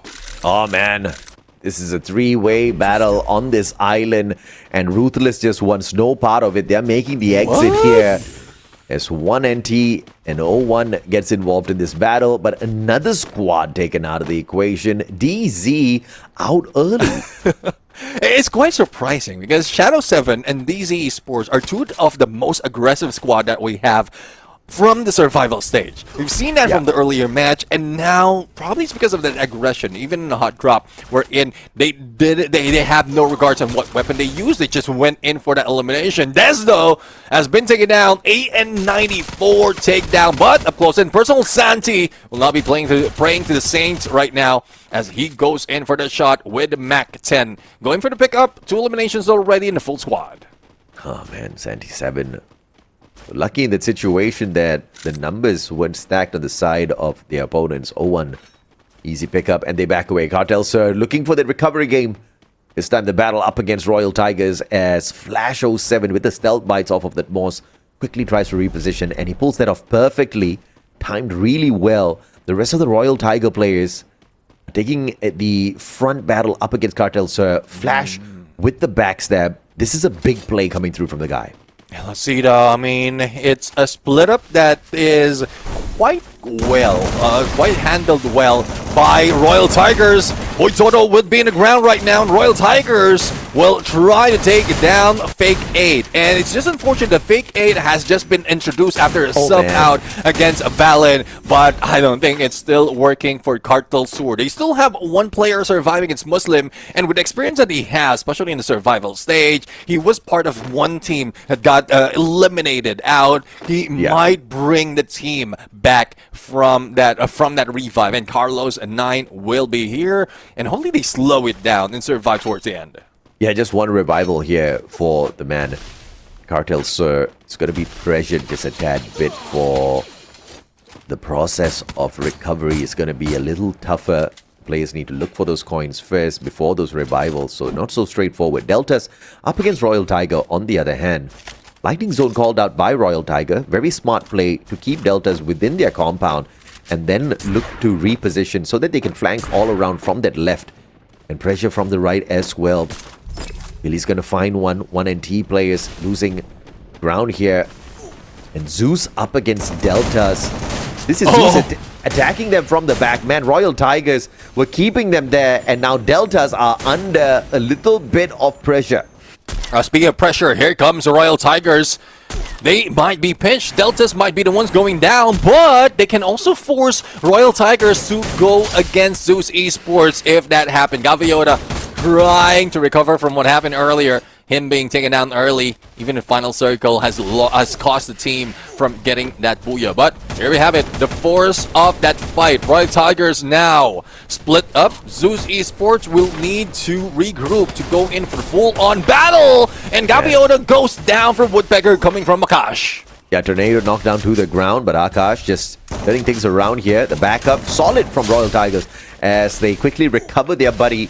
Zeus Esports now forced to scramble. Perhaps that aggression cannot work all the time, but recovery on time could be a possibility. And just like that, TMJ brings back 2 players on his side. Royal Tigers, 5 eliminations outside the circle. Zeus Esports, the finisher, they're looking for it for sure. Yeah, TMJ, definitely a jaw-dropping recovery coming from that revive, and we were expecting Royal Tigers to be taken down that quickly. It's a good thing that they have a good angle to take. Gaviota from that drop, even anticipated. I think they were targeting one of the players within that boxes, but Aizen and Res Squad knows exactly where to turn. The only question though is, can they spot out the rest of Zeus Esports and eliminate them? Because it is getting more and more difficult for Zeus Esports to survive, and it's only adding the points for Royal Tigers right now. Absolutely. Every revival is just an extra bonus for somebody who looks up at the right time and has a VSK, AWM, whatever in your hands to shoot these players out of the skies. 1 NT bringing in the revivals. TMJ again reviving Curlin. King brings Gaviota back. Zeus is back full squad. But can they survive the drop here? Muslim finds Aizen. Royal Tigers under pressure. Easy pickup for Flash. Recovery for Royal Tigers is there. But how do they get into the circle? They've got Zeus to deal with. At least one more survivor looking to abuse that vending machine. Cartel Saw is around them as well. Dinoculus used here by Royal Tigers now. And they are on the hunt looking for the player that made the purchase right under their noses. And that's one thing. And the best time to look up to a team would be on that revival. And you're not looking up to them as of respect, but also out of eliminating them. Now, let's see if they'll be able to continue on. Royal Tigers with 6 elimination and continuing into this fight against Zeus Esports. Tornado with a valiant dash, but the turn didn't work. It's just quite quick, but it's good thing that Aizen goes for that backup, but a quick recovery with an inhaler. And I think King will be able to survive a Houdini hat trick being pulled by the King himself. Oh, GG, King. Oh, the monster uses the time turn off his opponent just to get away. But one more glue wall needed. Oh, King. One mistake. And just MJ gets caught out. King annihilated. Royal Tigers survives the test against Zeus. But Zeus is not done just yet. More revivals coming on through. One more player surviving on the side of Zeus Esports as Royal Tigers continue to dismantle Gaviota. Bro, I mean, most of the points coming from Royal Tigers are just coming from Zeus Esports, and Zeus Esports was not letting go. It's just about pride out there. Zeus Esports doesn't want to let it go, and that might cost them that title. Though I know they have that 41 elimination already after game number 2, or their game number 2, but they still need to lighten up a little bit, just breathe a little bit, and get away from this team, which is Royal Tigers, because they are definitely a royal pain in the butt. Breathe? What are you talking about? I want more fights. I want them now. I want this action. What a fight there from Zeus, man. I mean, not giving up. They were just going toe to toe losing in that particular situation, but I do appreciate those revivals coming on through from Zeus. Man, they must have spent like 4,000 coins already just on those revivals alone. I mean, again, as I talk about them, Curlin brings back just TMJ. Curlin has been revived 500 times in this lobby. He's holding the current world record for the number of times to get annihilated and fly back in just to get annihilated again. And Zeus, and they are back as a full squad. Zeus is right back in it as we approach the 10-minute mark. 10 squads still surviving. And as Flash makes that exit, that's the only player that needs to be revived and brought back in here. Royal Tigers now under pressure by Cartel Sir. Let's see now. Cartel Sur has been waiting in the sidelines. Also one of the victims out of Royal Tigers earlier when they meet up in the earlier parts of this game. But we'll have to see that happen later on. And probably it's because of the time that has been spent by Royal Tigers outside of that zone that gave the opportunity for Cartel Sur to spot them out. And they're still going for the chase. It's either they spot one of the players of Zeus or Royal Tigers is still being taken down. But Zeus TMJ being taken out once again. Probably it's just a record by themselves. Who gets revived as much from all the players that we have out of Zeus Esports? Man, dude, Zeus is still performing. Look at Curlin getting the double onto these Novas. I think he's gotten 3 knocks off of Nova players already. And Zeus still looking for... I mean, look at Curlin confirm these eliminations, man. King bringing in the revival.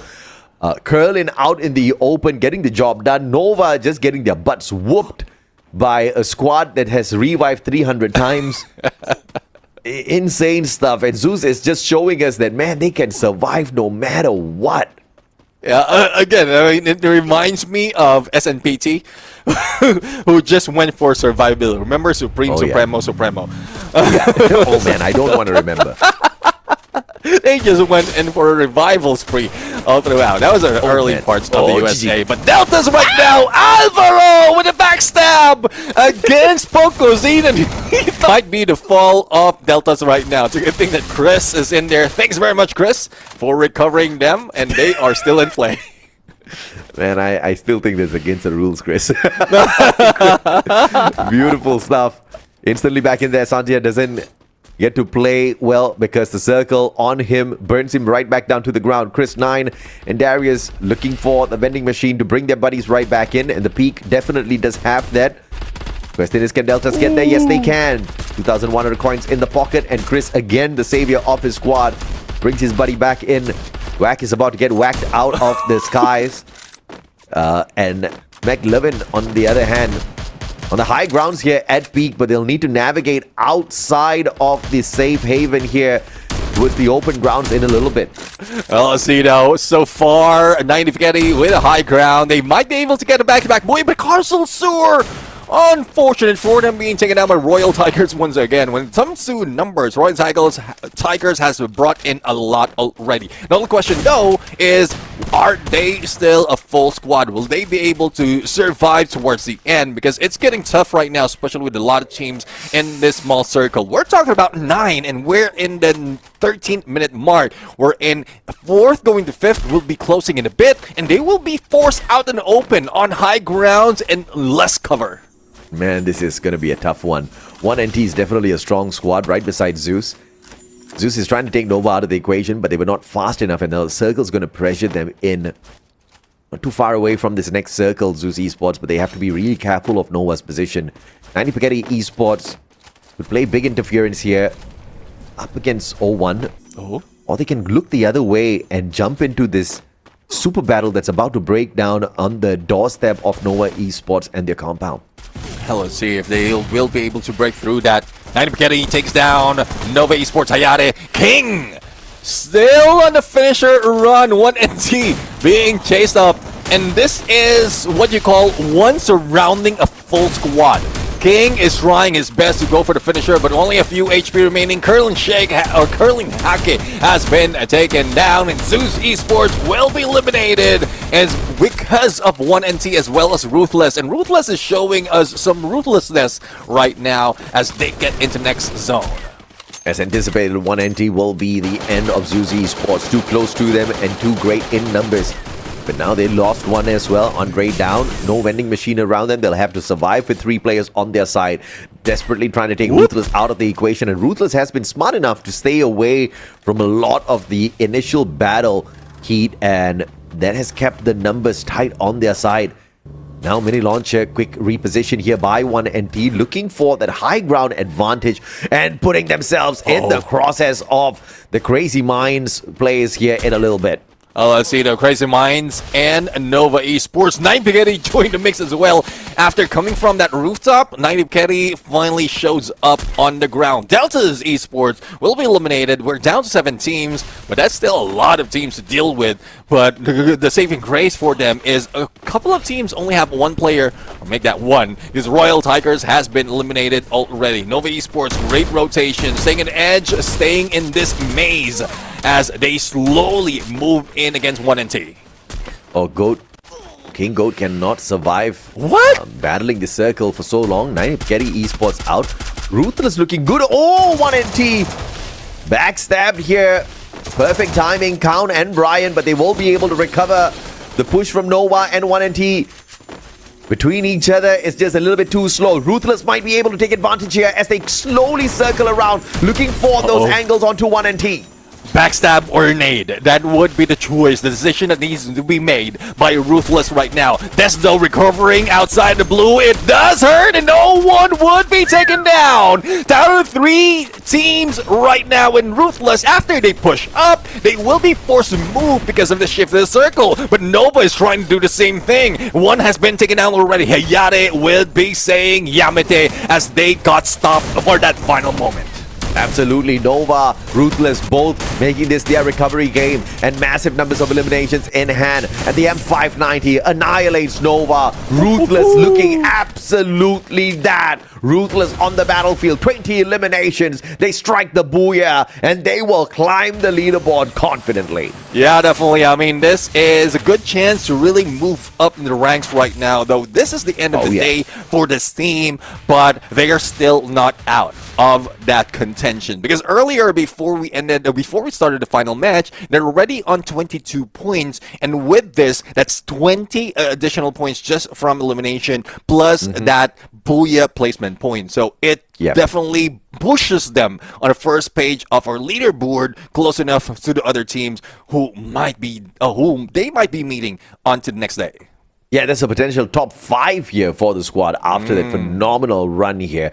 I mean, massive numbers of eliminations. They pulled a Zeus on us. Obviously, they have to be really proud of themselves because Ruthless desperately needed that. 2 games, not the greatest run for them. And this one match could have potentially just guaranteed them a spot in the next stage, the knockout stage. And it is ridiculous to think that how teams are just using this one game to jump right back into play, Neptune.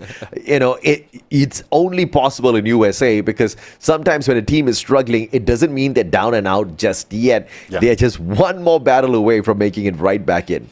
Won't be surprised if we reach 100 in terms of elimination out there, because just counting the number of elimination that Royal Tigers has in the earlier parts, just dealing with Zeus Esports, some of the players of Cartel Sur, that's already a lot. That says a lot already, and it's because of that constant revive that brings more numbers in terms of elimination for all the teams, even for Ruthless Esports, who managed to get that booyah as well. So I'm really loving how well these teams is playing it, especially in the final match.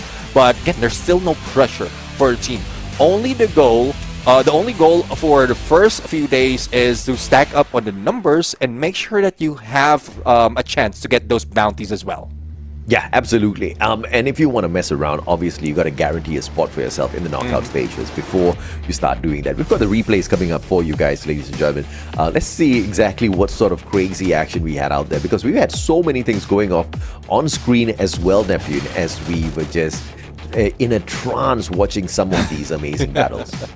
I do agree. I mean, speaking of trance, I mean, it's just the back and forth as if they're just swiveling in there with that pendulum. But it's Royal Tigers who caught most of our attention. How well they dealt with Cartel Sur, guarded this area wherein the vending machine is available, and those locations that they have been hanging on gives them more opportunity as well for a lot of elimination. Imagine a shipyard, the shipyard, graveyard, as well as I think that was an observatory from the top, but it's just connected to each other. So that's shipyard, bullseye rather, and graveyard. So it's just connected to each other, and all of those has a vending machine. And if you can guard all those 3 spots before you head the next phase of the circle, it's bound that you can get a lot of elimination if someone attempts for a revive. Yeah, and you gotta wonder, why couldn't they just name it Bullyard? Then we'll have 3 yards, right? Stupid jokes aside, you got me though, it's not stupid. It was a messy game, man.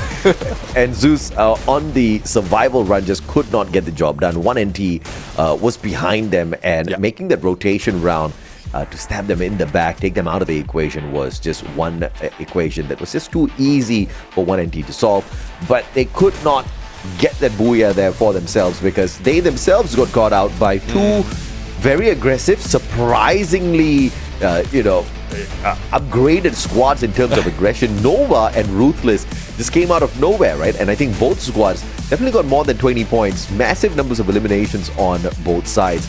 And Ruthless walking away with the final booyah available for the day. And this is what you want to look at squads do, right? If they're initially struggling on their matches, you want to see them make a run, at least for that one final game, to show that they're still in it. And this is exactly what Ruthless did. Curious to see who's the MVP out of the squad, though, Neptune. Yeah, I do agree. And there you have it. It's Billy, X-Billy 7 right there from Ruthless. Real cool with that, not only with the shades, but a 5 elimination, 7 assists, 16, 18, 9 on damage. You can see there's not so much of damage. It's more of a confirmation of those elimination that has been done by the other team. But you know that he's a frontliner. But look at the skills. I couldn't say it's an all-rounder. It's just surprising. You have a Time Turner, you have a Tiva, Nikita, and as well as a Maro. So you can either switch it up, and it has like advantages. You can go in a CQC, but with a Maro, it gives you that a chance of being that sniper or marksman as well, and that Nikita on the reload. So Winchester is the best weapon if you have a combination of Nikita and that Maro as well. But again, this is just one off, I believe, out of some of the players who managed to set up their presets quite better. And the head-to-head King once again makes it to the head-to-head here. Only beaten down by the numbers of eliminations, but to outshine the MVP in terms of damage and headshot. King once again definitely looking like a king of headshots here, but really just getting the job done this time round with the numbers. Again, recovery play from the side of Ruthless. You got to respect that. You got to love that. And you know, Neptune, we've talked about prioritization, specialization on the active passive skills. Peely's not following the rules as far as specialization goes, but it's working out for them. How long is it going to work out for them is going to be the big question when they start to move into... That definitely did not happen. No, we did not see 561 eliminations. This is... Okay, this one caught me off guard. Zeus is definitely not the highest eliminator. These numbers are just blown out of proportion just so that we can get a laugh out of you guys. Yeah, I mean, I think this is just including the Bermuda that we had in the earlier parts. Or I might be wrong. I might be wrong. This is the whole day stats. All right, we had a holy hell run of a day here with 561 eliminations. So I was thinking this just was the last game. And Zeus definitely got 48 eliminations overall in the day. So they knocked the ball out of the park on this one in terms of what they've been able to do consistently across 2 games. And then on the final game, they just coughed and they got past the finish line. And one thing though, I mean, they had 41 points before the end, before the last game started. The 48 right now. So yeah, I do agree. They were already crossed that finish line already, and even that bounty for elimination on day number 1. They won't be there if they won't be there if they're not the most eliminations. So this is the first bounty the team or any team will be getting, because it only starts, those bounties only starts in the group stage, and Zeus Esports is one of those getting that extra cash in their pocket. Man, dude, I mean, the extra cash is a lot of money, all right? And can you imagine if they just find dominance every single day of battle? Zeus is going to win a lot, and they're going to be like, this is our revenge for not making it to EWC. We're going to rip away all of the extra bonus. I love it. I think it's fantastic. Caught me by surprise at the overall stats. But let's take a look at where Zeus wrapped things up, man. No monstrous game for the final one, so they don't pass the century mark. But ending on 70 points at the end of the day, still allowing them to top the leaderboard. One booyah in hand, just like Celtic and Zam earlier on. Down at the bottom though, Neptune, True Reapers, Fisher Tiger, Round 1, Deltas, Cartel Sir, Shadow, DZ. I think I'm most surprised seeing teams like Deltas, Cartel Sir, and DZ down here for sure. Yeah, I mean, Deltas is one of those aggressive team, but it's really tough to say if they're going to win the fight. It's more of a 50-50, if not 30-70 in most cases. And that's something that they need to change. Cartel Sword, though, we haven't seen that much of dominance. I think there's little need for that coming from Cartel Sword, but if they're aiming, similar to Zeus Esports, if they're aiming for that most elimination per day, they need to rank it up. Same goes for Shadow 7 though. I don't know where the old Shadow 7 has been hiding, probably hiding in the shadows, but Sanchez 7 and the rest of the squad needs to move up because this is not what I expect from the team. Absolutely, man. Ladies and gentlemen, boys and girls, this has been so exciting. This first day here at the group stage, we got to see everybody in participation jump on into the battlefield, show us what is their best. And I don't think we have actually seen exactly what they're trying to show us just yet, because everybody was vying for some sort of camera time, right? We couldn't really catch a lot of that action because too many battles happened simultaneously across the battlefield. But it was good to see that no one squad thoroughly dominated throughout the day. Even Zeus Esports could not say that they were that one squad that dominated throughout the day. I think many of the squads stepped up today, performed maybe some not as consistent as others, but we got to still see that it's not going to be an easy journey towards the knockout stage now. I do agree. I mean, it's just showing differently, and this is just the first day of group stage. We're in there meeting up with the invited teams.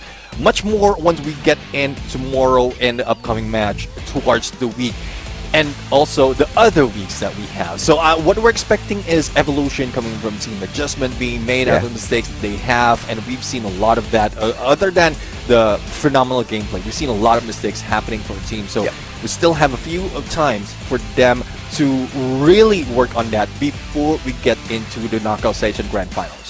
Absolutely. Well, ladies and gentlemen, boys and girls, thank you so much for tuning in to this broadcast day. Survival stage has been exciting. Group stage clearly is so much more exciting. So you do not want to miss the action tomorrow and the following day. Same time, same place. Neptune and I will definitely be here to entertain you guys at the broadcast. Cannot wait to have all of you guys back. Enjoy the highlights. We will see all of you tomorrow.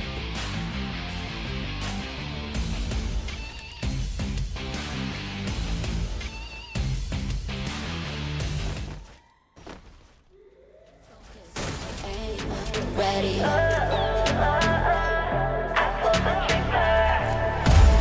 Focus, aim, ready. Speed up in the race. Fall back, no chase. Turn up with the bass. Gotta level up your game. Looking for the fight. Target inside. A knife or an eye. Gotta level to the sky. I'm bulletproof. I'm bulletproof. I do what I want and I'm breaking through. I'm bulletproof. I'm bulletproof. Got nothing to lose and I'm coming for you. I'm bulletproof. I'm bulletproof. I do what I want and I'm breaking through. I'm bulletproof. I'm bulletproof. I pull the trigger. Higher level.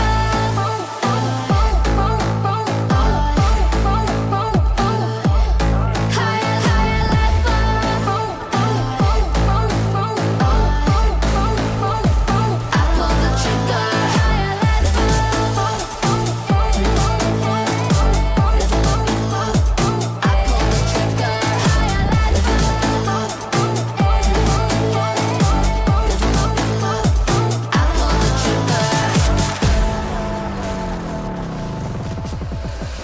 Speed up in the race, fall back, no chase.